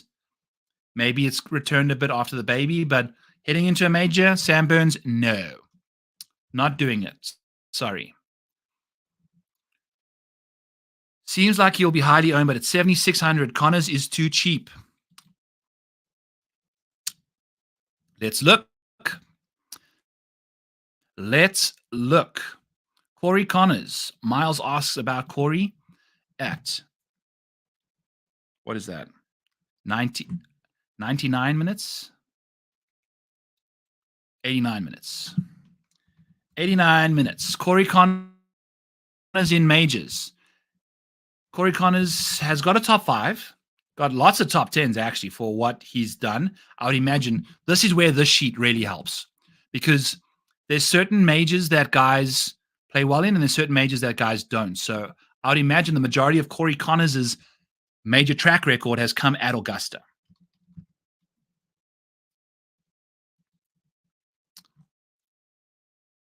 Missed the cut in 2023. Actually, PGA Championships, he's got 2 top 20s in his last 3. That's impressive. But his top 10s and his top 5s have all come at Augusta. 6th at Augusta in 2022, 8th in 2021, 38th last year. So where's that top 5 coming from for Corey? Maybe it's a top 10. Maybe that's what it's trying to tell us. I think my columns are off by 1. Yeah. Corey, a T12 at the PGA Championship is his best finish in the last little while. It's the one time he putted nicely at Oak Hill. He's been putting okay in his majors again lately, chipping, doing his thing. I don't know if this course fits him perfectly, but I mean, look at this iron play. Look at this off the tee stuff. It's been amazing. Look at this track record for Connors. It's this dark green avenue of lost strokes on the short game side of things, and then just an abundance of oozing ball striking numbers. For him to be rattling off these top 20s like this while sucking it up on the greens is extremely good. Look at the distance this guy's gained in the last little while as well. You know, we've got some solid numbers. I mean, off the tee, he's gaining about 2 or 3 per drive. You know, that's solid to see. It's one of the better driving distances metrics we've seen since 2020 for Connors. Good to see there. So now, this is the thing about him. If we're seeing this shit short game in regular tour events, guess when the only time he's gained recently with the putter? At a major at Augusta. Cool. Let's cruise down here. Masters, gained with the putter. Open Championship, gained with the putter. US Open lost. Whatever, missed the cut. PGA Championship, gained with the putter. Masters lost. Open Championship, gained with the putter. So the Masters, when he finished 6th, gained with the putter. Like, this guy gains a lot more in the majors than he does regularly. And we can confirm. Let's go find Corey Connors' metrics over here and compare them to his 2023 baseline. So in strokes, from a strokes gain perspective, he's 35th in the field. Let me scroll this up a touch so you guys can see. 35th in the field there. He gains the 8th most strokes off the tee in majors. That's going to be incredibly important this week. So that's good. Good start. Makes him safe. 25th in approach play in majors. That's good too. From a weighted perspective, long iron proximities, he actually gets better. We know how good he is with those long irons. Not necessarily the wedge guy. Take a look here. Strokes gained from 200 plus. 6th in the field. Delightful. Now to the yummy parts. Wow. Around the green, has never figured it out. And with the putter, hasn't figured it out. But we've at least seen the putter spike a few times. In the majors, we've seen Connors' putter do its thing. What is it bringing in really poor results from a long time ago? I mean, yeah, we saw some dire putting stuff leading up to 2022, I'd say. But since then, you know, we were losing 0.7. Since the Open Championship of 2022, we're gaining 0.15. Played really poorly at Augusta. Remove that from the mix. We're gaining 0.2. We're gaining 0.32. So there's a lot to like. There's just one bad putting performance per major that kind of just derails him. If you remove that from the last 20, he's gaining 0.8 strokes putting in majors. If you remove one bad day from every single round, every single tournament, sorry. And we didn't even do that with Oak Hill, where he putted nicely, actually. So we can remove his worst day there. And now he's still sitting at 0.9. So a lot to like there, particularly from a showdown perspective, maybe. You know, those really bad rounds kind of nuke his chances. Granted, this was in the final round where he kind of lost 4.3 strokes, shooting a 75. At Oak Hill last year, he was in the mix, you know, and then let it out. Had he played worse to start off with, he might have played better into Sunday. Who the heck knows? But Corey Connors at a major venue like this, you know, maybe a T40 is not the worst bet for him either. What does a Corey Connors T40 look like? Plus 105. 1, 2, 3. There's a lot of miscuts in between there too. You know, like the track record isn't as sticky as I'd hope. I like it if you're in the mood for Corey Connors, there's an out, I would say. I just can't get there. Maybe at $7,600. But again, like if he's going to be chalky, he likely will be chalky because of this ball. I mean, look at this ball striking. We're going to a ball striker's paradise in a major. So he's going to be chalky, but you're not going to be getting that upside from him. We don't have any top 10s from Corey. Got the T6 in 2022 at the Masters. This ain't the Masters. So I don't know. Maybe played nicely at Oak Hill last year. If the putter shows up, you've got a chance. If not, it doesn't. I'll be leaving him alone. I've just never been a Corey Connors guy. All right, so I mentioned I was going to do one at 90 minutes. I kind of skipped it by a little bit. Let's see. Keith Christopher, because of Off the Tee, but major record was gross. Yeah, as we've mentioned, I mentioned on the Fantasy Golf Degenerate show, the person with the most strokes gained off the tee in US Opens and PGA Championships is Keith Mitchell. If you want to go find that, go over to my description in the link below. The article's down there. It'll have my model in there if you want to take a look at strokes gained at US Opens and PGA Championships. If I filter on strokes gained off the tee, since 2017, Keith Mitchell is gaining 0.2 strokes more than Rory McIlroy off the tee in US Opens and PGA Championships. 20 rounds of golf. The approach and the around the green play has been struggling a bit. If you take a look at what Keith Mitchell's been up to on approach, it seems like it's moving in the right direction, though. It has been migrating. We've seen a bit of a move in the right direction on approach. I mean, the guy's hardly lost on approach in forever. In fact, the last time Keith Mitchell lost on approach was at the Farmers, and it was a fraction. The Sony is arguably the first time he lost, really. So we've got this incredible approach play that's come from Keith Mitchell where he's remained. When you can keep stacking off the tee and approach play like he's doing, geez, how do you only have one T9? It's just he gets Keith Mitchell from a round by round basis. Take a look at this. That's the problem with him. I would definitely be playing Keith Mitchell in like round 1, round 2 showdown because that's when he thrives. Let's see if we can find. Is Keith even in here? Because round 1, it's his jam, baby. And then it just gets bad. So he has Killer Keith, strokes gained off the tee, all that jazz. So yeah, this is definitely not pulling in the right stuff because we know he's the best. But anyway, don't even have the right stuff here. Jesus Christ, Byron. Round by round. Do I have the vault open? That is the question. The vault is not open, so I can't even refresh it. But I have to, because I have to show you guys, so we're going to just crash the whole stream here by opening up the vault. I'm not. Just take my word for it. Keith Mitchell, not the greatest golfer when it comes to round 1, round 2, round 3 stuff. Was he in? I don't think he was playing last week, so we can't even pull him up. Oh, yeah, we go. We can pull some stuff up. Let's see. Cool. Just where is Keith? Keith is missing. Keith. Take my word for it, folks. I promise you. Keith Mitchell, not the best when it comes to weekend golf. Okie dokie. Moving on down to our next guy. What's the chat saying? Yeah, Killer Keith. Definitely in the mood for round 1s, round 2s. I will go there with you. All right. Some other guys. Let's filter on.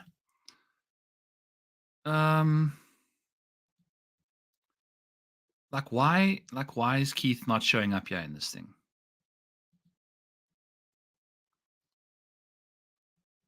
Anyway, let's keep on moving back here. All right. Shane Lowry. Why do I have Shane Lowry highlighted here? Oh, it's because there's something about his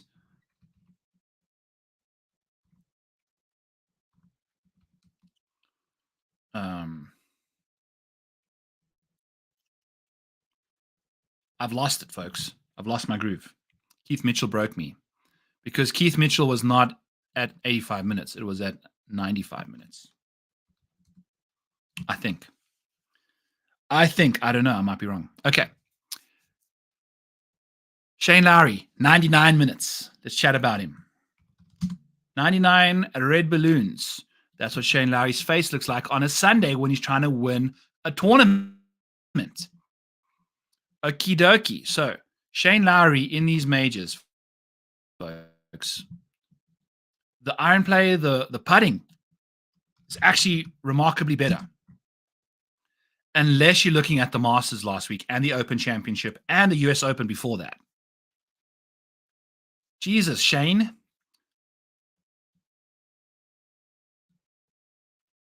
So his baseline putting is actually pretty solid. I mean, he's gaining 0.1 strokes putting. Baseline. That's when, I mean, there's a lot of green here early.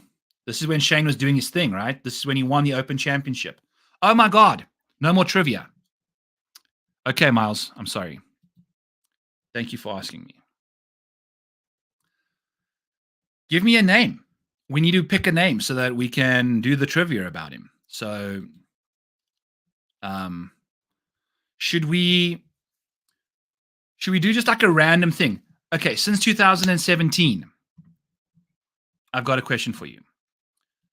Who's gained the most strokes on approach in the majors since, let's say, 2018, in a single round? Who has the best approach play round in a single major round since 2018? Who has the single best round on approach in a major since 2018?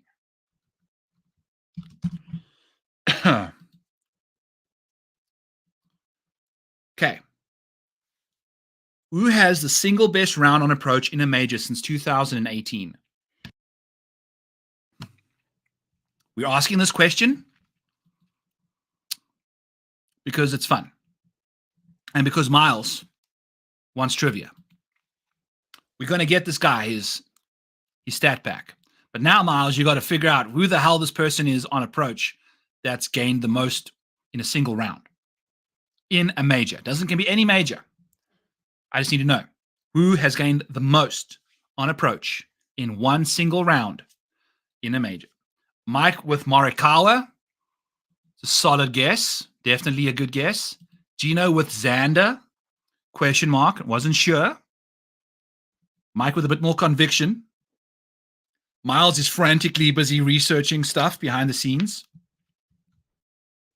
I'm going to put it up myself behind the scenes here and take a quick look.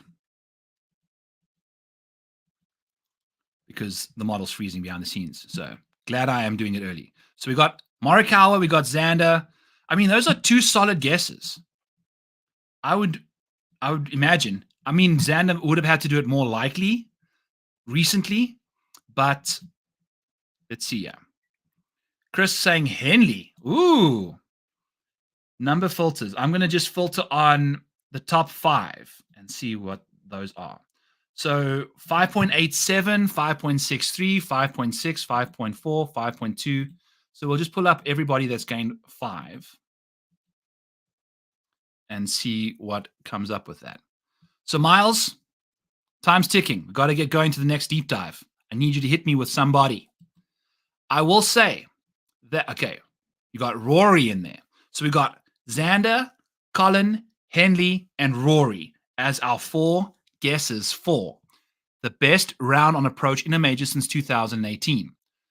I will say that the 9 best rounds on approach in majors since 2018, even 2017, none of those names are in there. None. So I'm going to need more names from you guys. It is not Rory, it's not Henley, it's not Xander, and it's not Colin Morikawa. They have not gained over 5 strokes on approach in a single round.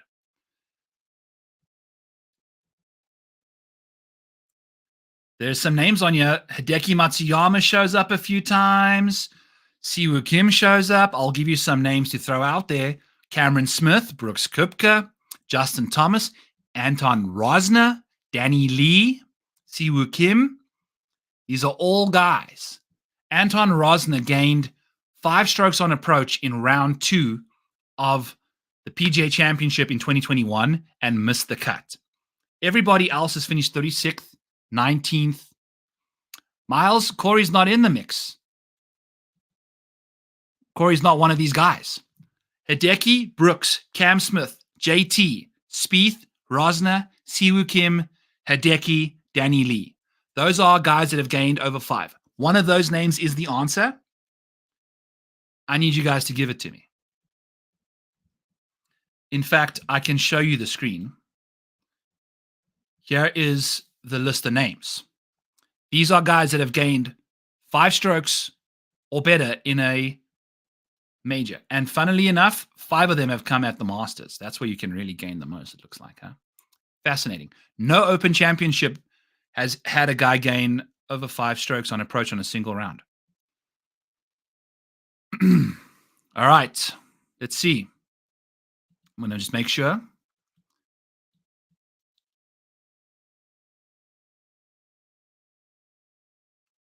I'll toss out JT. Miles is going to do Brooks.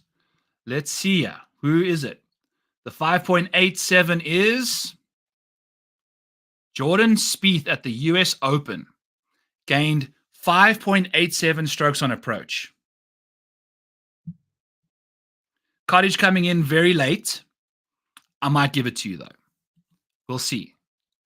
There is a lag, so it would be very difficult if you manage to figure it out. So, Cottage, congrats, bro. You got the Spieth. We're going to have to do another one, Miles, before we get out of here. I'll do it at 8 o'clock my time. So 9 Eastern, we'll do our final giveaway right before I get out of there.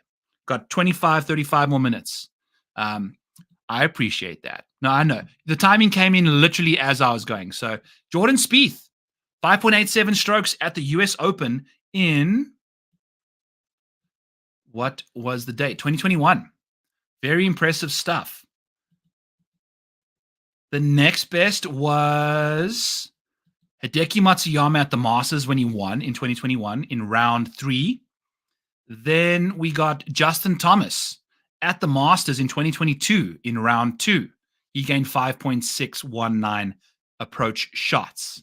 Very impressive stuff from those fellas. So good to see them. Sorry, Miles. We'll try and get you in the mix again.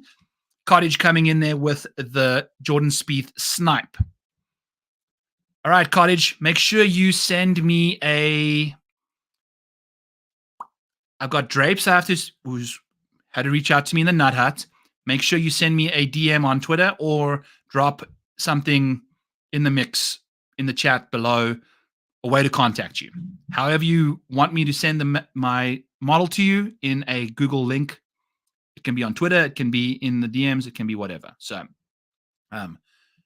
Joanne, you're running behind schedule, boo. Hit the live button. We've given the giveaway already. But Brooks wouldn't have been a bad bet. His Masters in 2023 in round 1, he gained 5.1 strokes on approach. So that was that day for Brooksy. Back to deep diving some more people. Don't forget to use code PGA. Miles, if you can't quite get across the line, it'll get you 30% off, and you can get all our other premium stuff as well. Maybe that's just what you need to do. I'm just kidding, man. We'll get you there. I've also asked some really random questions. I don't know where they're coming from until the moment they come out my mouth, so apologies with that. Okay, let's chat about Sahith Theegala first. All right, I see Chris sending me some stuff. Beautiful. I got you, brother. Thank you. Let's do Sahith. Then I'll do Tony as well. And then I want to do Tom Kim, Benny An, and Minwoo Lee. So we've got some names to do. All right. Sahith Theegala, 159. So what's that? 109. Sahith, we bet this guy to win outright. He's 75 to 1 out in the market right now. In the last little while, Sahith Theegala in the PGA Championship field that has Live golfers that it has all the best golfers in the world. Sahith Theegala is 13th in strokes gained off the tee this year. Sahith Theegala, he's 8th in putting, 19th in ball striking. He's a very good long iron player. If you take a look at his long iron proximity numbers, incredible. Good shot rates from 200 plus, amazing. 26th in strokes gained from 200 and plus. His proximity numbers from out the rough, from 150 and out, 11th in the field. So there's something good about his game out the rough from 150 and out. There's something good from the middle of the fairway. And at one point, Sahith was one of the best wedge players when it came to good shots. He's drifted away from that a little bit since becoming a good driver and a good long iron player. I think there is something to be said about how your swing impacts different clubs. Certain good wedge players potentially aren't the longest driver of the golf ball because it's easier for them to float those little shapy draws into the greens. A good long iron player will have more distance, more speed in the swing, which isn't as much finesse as a wedge guy, which makes, John Rahm has always struggled with his wedges. Rory's always struggled with his wedges. Wyndham Clark, not the greatest wedge player, It takes a special skill set to be good across the bag because certain swings suit certain clubs. I'd be interested into what Darbo has to say about that too. I just kind of came up with that theory right now. Okay. But what we've trying to say is Sahith has got a lot of outs. In majors, his strokes gained, 14th around the greens. He's been sucking it up around the greens lately, man. 85th in this field around the greens. What is that garbage, bro? What is that garbage? Like we need, and it's weird because he'll just lose randomly, like in a big way. Wells Fargo, Sahith Theegala, lost 1.34, 138. Not good. He's been losing at the Masters, losing at the Players, losing at the Texas Children's.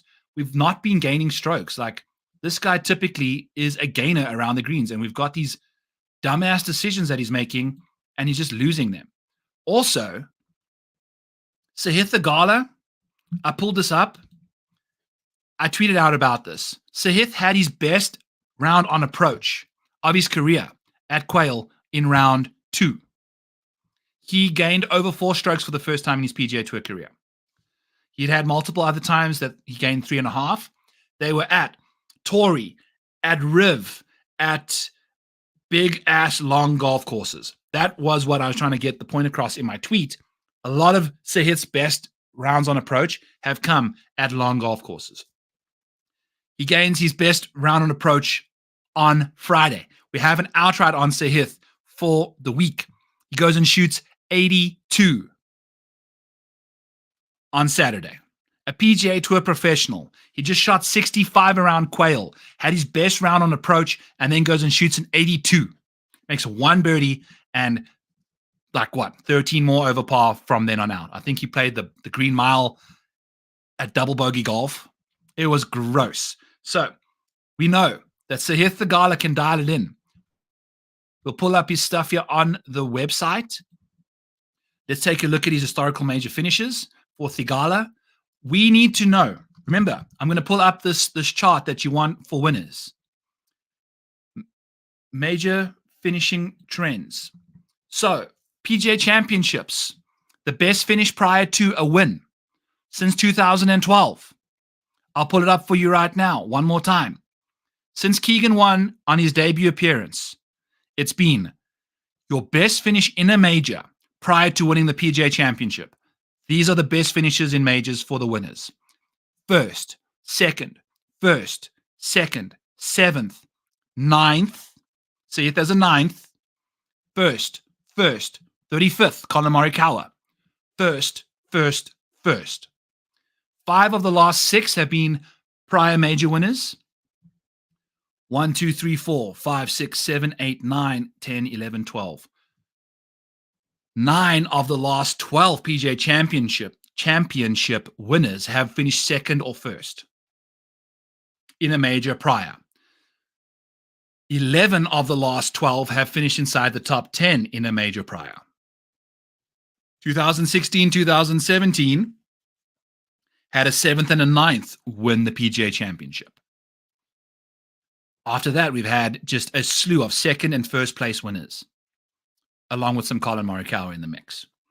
This PGA Championship, for some reason, makes the best do it. So does Sahith Theegala check that box?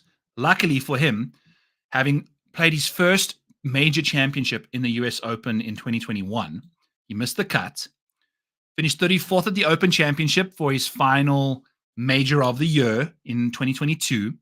Then at the Masters of 2023, finished 9th. And nothing better than a 27th synth. So the top 10 for the major is there. Sahith, the path for victory is there.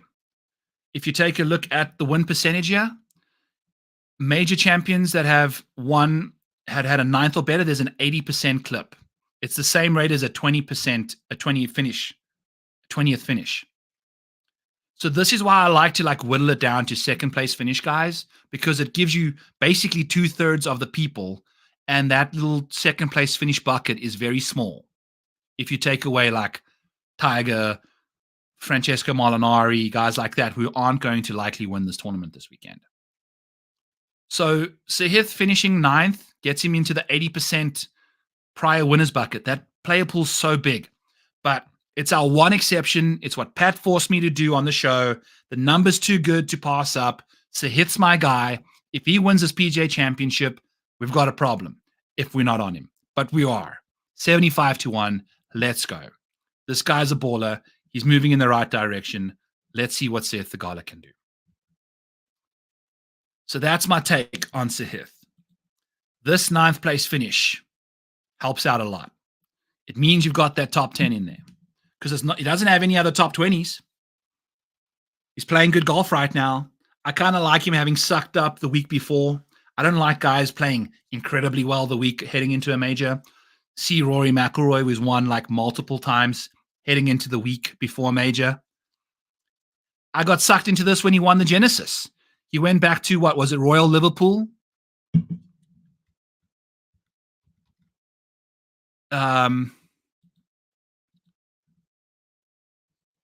Where he'd won his previous US Open or Open Championship and then just sucked it up. Just completely sucked it up. So let me just double check. Yeah. What Royal Liverpool. So Rory had won a major at Royal Liverpool, won the Genesis Scottish Open the week before, and I thought, okay, here we go. It's Rory's time to shine. No, didn't do anything good for us. Didn't do anything good for us. So we're going back to Valhalla, where Rory won the PGA Championship so many years ago.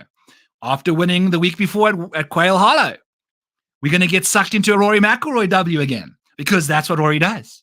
He plays the greatest golf when it doesn't matter. It's post-Masters now, so Rory, I've told you, I can't believe I never bet the bet because I was telling you it's going to happen. After the Masters, Rory's lid is going to get let off, and we're going to see what he gets up to. And we saw. He won the damn tournament because Xander Schauffele just laid down and let him take it. Yes, he played amazing, but you got to be the alpha in that situation and not let Rory run away with it. So yeah, Rory McIlroy, shout out to you for a nothing-ass finish. Yes, he finished 6th, so he didn't even cash the top 5 on him at Royal Liverpool. So you're going to be getting that. Who were we even speaking about? Sahith, I guess. Tom Kim is a fun chat because he's right underneath Rory here. Look here, Tom Kim. We've mentioned second place finish in a major. Tom Kim has that. Let's talk about Tom Kim. Small hands, Tom Kim. Small hands, Tom Kim. Let's pull up his stuff for us, yeah. Now, this is the last time I'm going to be playing this dude because he's been struggling it up. I know. No, Tom Kim, I know. But what I want to show you is, now maybe the PGA Championships are a different breed for him, but look at this. In his last few major champions. Too short, not playing good. I know. Yes. Okay. So would you say that, I guess the Masters, too short at the Masters, right? 16th, 30th. 16th in his debut. Open Championship. I guess accuracy helps a little bit more there. Definitely.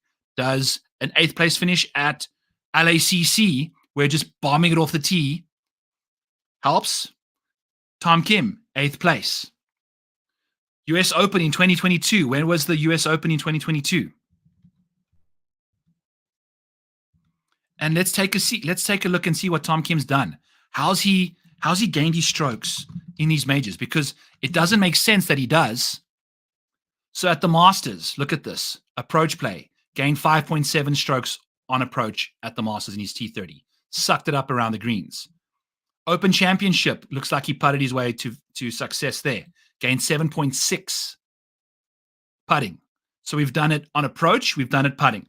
Then we've done it on approach again at the US Open at LACC. Gained 7.7 strokes on approach at LACC. Missed the cut at the PGA Championship at the Masters. What did we see again? A masterful approach week. 2.5 there. A little bit of putting here and there. Just a nice solid accumulation of strokes. We sucked it up. Must have hit a few snap hooks here and there too in round 3 of the Masters. But outside of all of this stuff, in the major championships, we've seen Tom Kim somehow gain strokes off the tee. And if we take away this massive outlier, it's a quarter of a stroke. It's a quarter of a stroke that we're gaining off the tee for Tom Kim. It doesn't make sense. He steps it the hell up when it matters. Like, this is Tom Kim's world. We're just living in it. At the country club, 23rd at the US Open. That's delightful to see. Like, this is Brookline. This is a golf course that you should not be having this amount of success on for him. He's had good success in majors. He's playing like shit right now. I understand. We've just got these guys that show up and play good in majors. Hopefully he's one of them for us. I don't know. We'll wait and see a bit more about it, but I'm taking my chances on him at $7,800. If he helps me out, he helps me out. If he doesn't, he doesn't. I don't think he's going to be very high owned at a golf course like this. So he's a leverage option for you. If you're looking to start with Sahith Theegala, with Bryson, with Brooks, Tom Kim waters down that ownership significantly. It also likely nukes that lineup significantly too. If it doesn't, then you're in shape. Then you've got a Tom Kim who's messed around and found out in majors. He's got that T2. That helps you win these things. I doubt he wins this thing, but I could see him finishing inside the top 10 at minimal ownership at his current price. There's a possibility it happens. It'll take a lot, but it's a possibility. Let's go from one Asian brethren to another and speak about Byeong Hun An. Here at 122 minutes into the show, Byeong Hun An coming off back-to-back top 5 finishes at Byron Nelson and the Wells Fargo.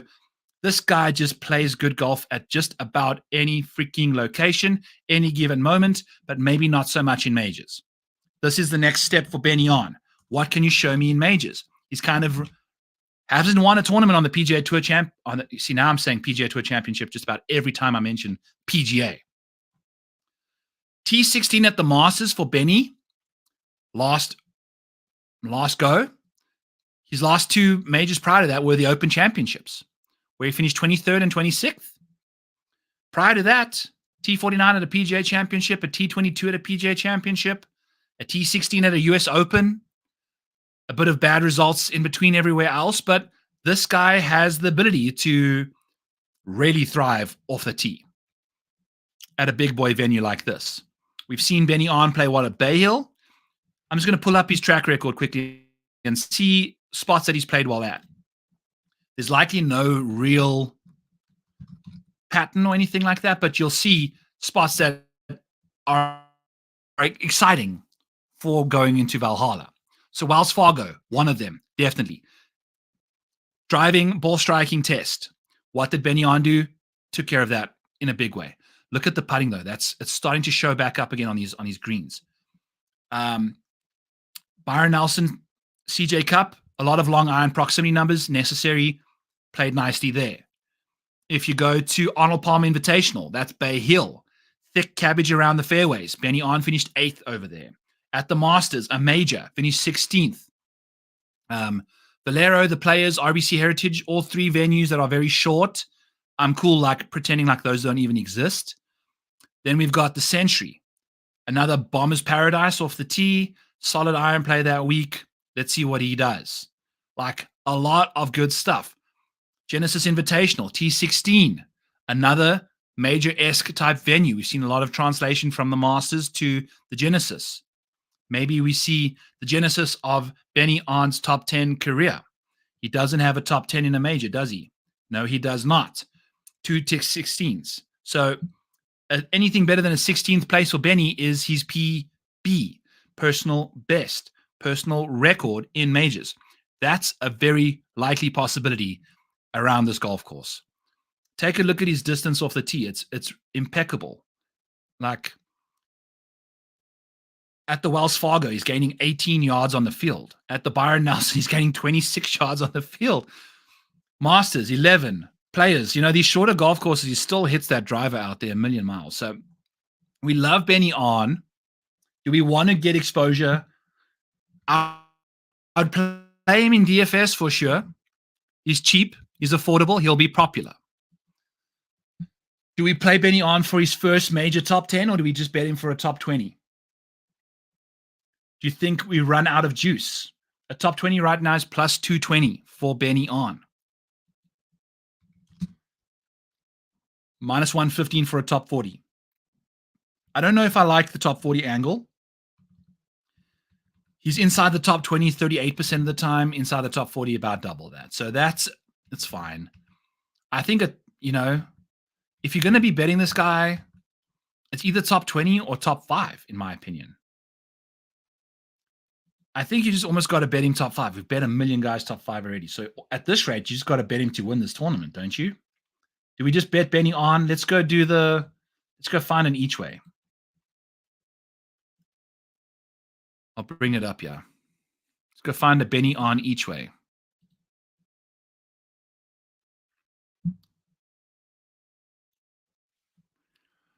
We're looking for 5 places. That's going to give us 8. Yeah, yes, 5, and it's only taking a quarter away from us for 5 spots. This is my usual favorite market where you can get the 3-way each ways, but we've had guys finish 4th the last 2 times we've done that. So Benny On for an each way is 60. There's the each way. I don't want to log in right now. Here's our each way 5 places at a quarter of a price at 70 to 1. What is Benny On's best market number out there right now?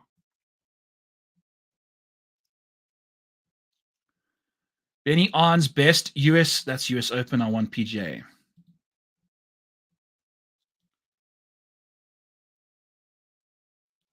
Okay, PGA, done. There we go. All right. Joaquin Neiman, 40 to 1 to win a PGA championship. Best finish in a major is T16.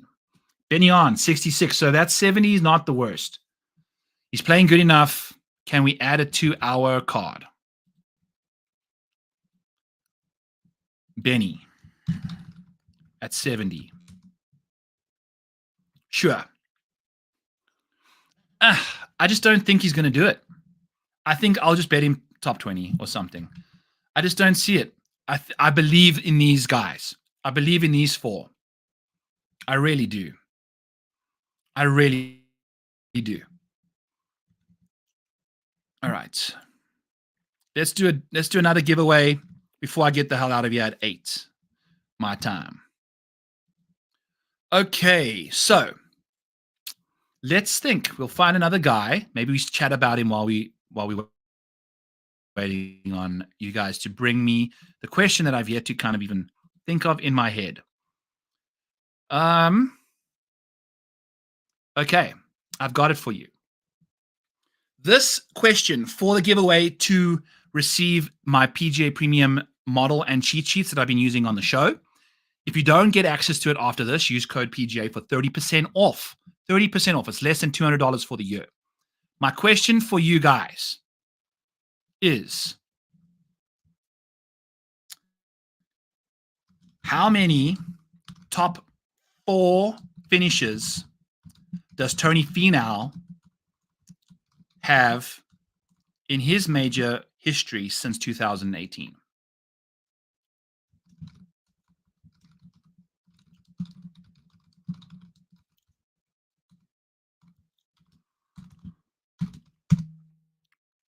How many top 4 finishes does Tony Finau have in majors since 2018?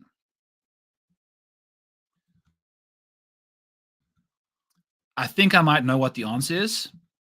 I don't know for certain. I'm pulling it up right now. But it was something very interesting that I noticed when researching Tony Finau.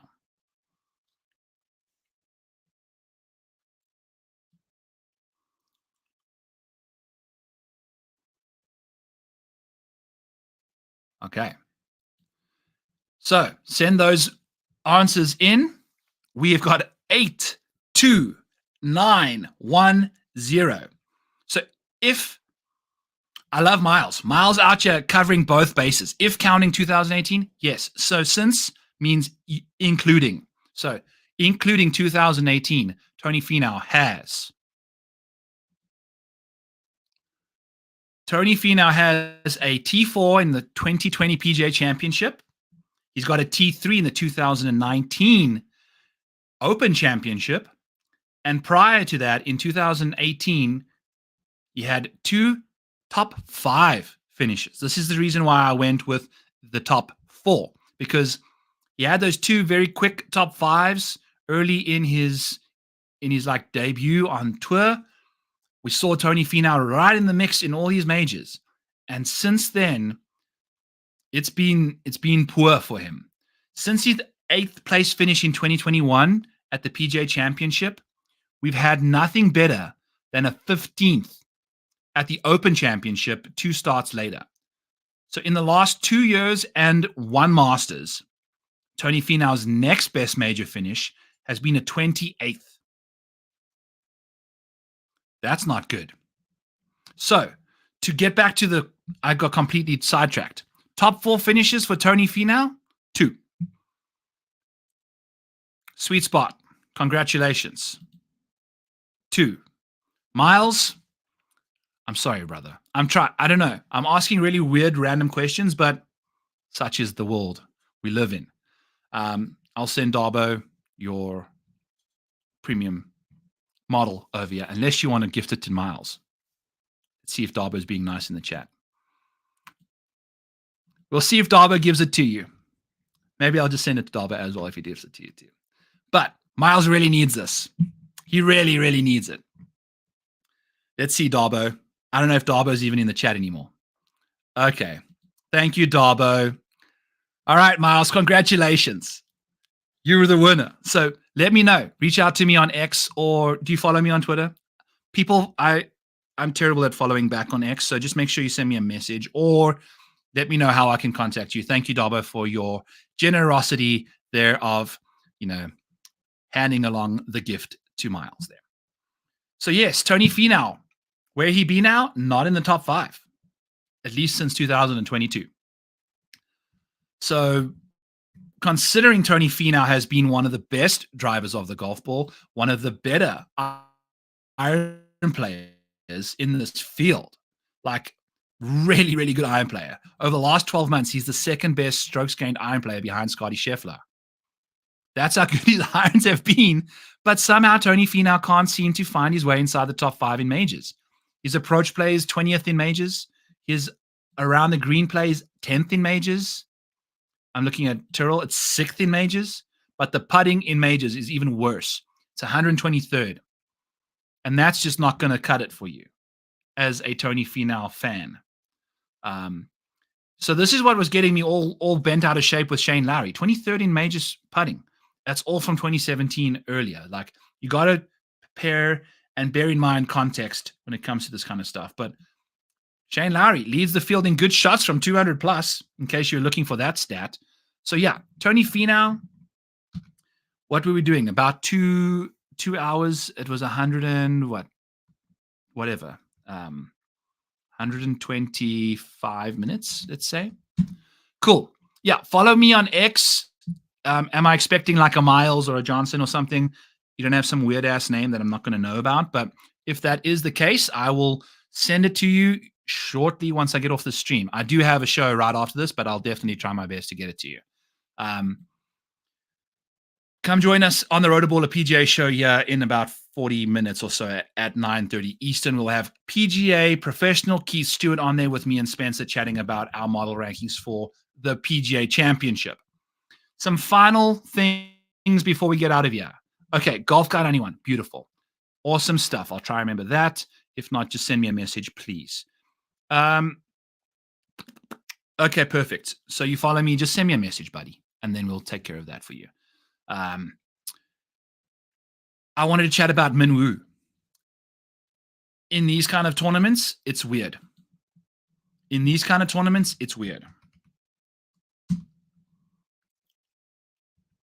135. Yes.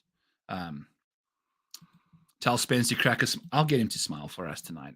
Okay. It's got to bring up something sexual for him, usually. So I'll mention something, see if I can get him excited on the show for us. Minwoo Lee. Let's pull this guy's stuff up here. I think he's going to be my last guy. I do want to bring up Grayson Murray before I go. I think Grayson's going to be my punt in the $5,300 range. Sex Panther Russell Henley. I know, but Sex Panther Russell Henley is he even? Sex Panther Russell Henley, where the hell are you? Here he is, all the way down here. So Sex Panther Russell Henley. The thing is, look at this. Did he finish T20 at Wells Fargo? Because then maybe he gets back into the 60%, is inside the top 20 every time. But right now, Sex Panther's only working 57% of the time. He's inside the top 20 every time. Let's double check. Wells Fargo. Field. Russell Henley. No, sir. I don't see him anywhere nearby. Where the hell is this guy at? Henley. T10. I lied to you. So that'll get him back to Sex Panther status. Russell Henley's back to Sex Panther status, folks. So 60% of the time he's inside the top 20 every time. Congratulations, Russell Henley, getting back to Sex Panther status. That'll get you back into the 60% from 57% entering the week last week. I'll update that stuff before I do my show tomorrow. That kind of information all comes out right around 2 o'clock or so my time. So I don't have a lot of time to update. But yes, Russell Henley back to Sex Panther status now. In majors, he's also not quite the Sex Panther we come to know and love, but 42% of the time is not the worst thing for a major success rate either. Back to Minwoo Lee quickly, though. We pulled him up over here. So he's only played in major championships since 2021. He's had a 14th at his debut at Augusta, missed the cut last year, and then finished 22nd this year. He's got a T5 at the US Open and a T18 at Oak Hill at that very difficult golf course. Remember, we were chatting about how thick the rough is at Oak Hill and a good comp for Valhalla. Guess what? Minwoo finished 18th there. Off the tee, Minwoo Lee at Oak Hill, gained 1.2 strokes off the tee, had a very bad round 4 where he lost 1.7. So he's averaging over a stroke per round to start the first 3 days and then kind of lost it off the tee. But at the Masters, he gained 1 million strokes off the tee, gained 5.2 strokes at Augusta. That's likely one of the better Augusta driving performances in a while. I'll have to maybe do that as a final trivia at some point. But I think that would be... This guy's just got too much distance. He's got too much around the green play. He's got too much putting. Like, the thing is, this is the recipe for him at this kind of a venue. Hit it 1 million miles, suck it up on approach. I mean, look at this approach stuff. He's losing 0.45 strokes on approach in majors. But somehow, with the off the tee stuff, with the chipping, with the putting, he gets it done. It's frustrating. It doesn't make sense. But this is the world we live in with Minwoo Lee. So in his last 4 starts since last year's PGA Championship, hell, we can even go back to the US Open. It's looking good. We've got, let's just think about a T30 for this guy. 1, 2, 3, 4, 5, 6 in the last 7, 8, 9. So literally 6 of the last 9 has been a T30 for Minwoo Lee in majors. I think we can potentially go back to that market. I love a T30 bet for this guy. We haven't put one out there yet. Just looking at this major track record, what he gets up to, it's enticing to me. So we're probably going to be doing that. The placement market, top finishes, including ties for Minwoo Lee, is the hype's wore off. Okay, plus 140 for a top 30 for Minwoo. We are betting that shit right now. I like this guy. I would rewards good ball striking distance, a good short game. He's got both of those things. Minwoo plus 130, we said. Where is he? Minwoo, come on now. Show your face. Plus 140 for a top 30. For a T30. He has 6 in his last 9 majors. Boom. Okay. So that's pretty much the majority. I mean, we've deep dived a bunch. I would be remiss without mentioning Ryan Fox. Let's pull up the Fox man. 141, I think. Foxy. Every now and then a fox finds its hole. We found Fox right at the top of the leaderboard at Augusta early, and then he kind of fell down. Guy gained himself a quick little 6 strokes at Augusta through the first 2 rounds and then managed to finish 38th still because he just sucked it up over the weekend. But in PGA Championships over the last little while, Ryan Fox, 54th in 2022, 23rd at US Opens, a 43rd. So we've got a bit of safety from him. We've had 1, 2, 3, 4, 5 consecutive made cuts in majors for Fox. Dare I remind you that Ryan Fox is only $6,400. Enticing stuff. If we take a look at Ryan Fox's driving distance, it's very impressive. It's well above baseline stuff for the PGA.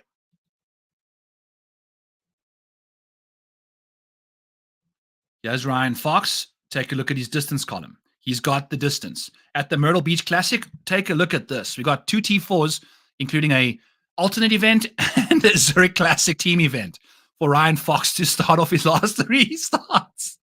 What a marge pass of freaking results this is. A T4 at the Myrtle Beach Classic and a T4 at the Zurich Classic. Is this the PGA Championship Classic? Because Ryan Fox should have a T4 locked up. I know. A beer bet with you to say either Fox or Minwoo will finish T16 or better. Yeah, I feel like Minwoo or Fox has a good chance of doing that. I would be betting the other way. Like, if you're telling me you need to be saying worse. So we got to find a different beer bet because I'm in on these 2 dudes this week. That's why I'm bringing them up. Jake Knapp is this his first major? I think he's actually played in a US Open or PGA Championship before. No, just the Masters. Okay, wow. Why would he have had played in a US Open? He's barely played on the PGA. Denny McCarthy, back on his bent grass greens in the tough major track conditions. The guy just showed up at Quail again out of nowhere. Not Quail. We're looking for Denny. Denny McCarthy, the US Open, T20, the US Open, 7th, the PGA Championship, T29, the PGA Championship, 48th, the PGA Championship, 58th, the PGA Championship, 59th. Denny McCarthy's missed 1 major cut since 2020, and it was in Europe at Royal Liverpool last year. He's made cuts at every single major since 2020. It appears it's the majority of the majors he's played in. So Denny McCarthy to finish like T40 as a bet, not the worst thing in the world. As a make the cut parlay, not the worst thing in the world. We'll see. Yeah. Look, dudes, this is DFS. It's not like a sure thing Ryan Fox or Min Woo's going to finish inside the top 10. They do, of the majority of the people in their price range, have the skill set that they require to get inside the top 10 easy. That's what they have. They got distance. They got a little bit of short game here and there. We'll see. They've also played good golf on the DP World Tour. At some point, maybe that translates to the PGA. If your name's Tommy Fleetwood, that likely doesn't happen. If your name's Shane Lowry, that likely doesn't happen. We'll see what these guys get up to. So that's what's going on here. I think that's going to be me for the research deep dive tonight. I got to just chill out for a few minutes before I get on the show here with Spencer and Keith here at 9:30 Eastern on the Rotoballer PGA YouTube channel. Go check us out over there. I'll be up there with Spence shortly. We'll change the lights, change my shirt up a bit. Have a good evening, folks. Really appreciate you all for showing up for this Monday night research stream for the PGA Championship. Let's have a great week. I'll see you tomorrow night on Back Nine Bets for my summary of all these bets that I'll finally have figured out. I'll put them all in and we can go from there. I'll have a few matchups likely. I'll have my farewell fiver going on. Love you too, my man Drapes. I'll see you there, Darbo. Thank you so much. It's going to be a fun week. As I'm getting out of here, code PGA saves you 30% off if you go buy yourself a year's annual subscription at Rotoballer PGA. 30% off will get you all of that for less than $200 a year. That's $10 a month. Less than. So, awesome stuff. Miles, Chris, Darbo.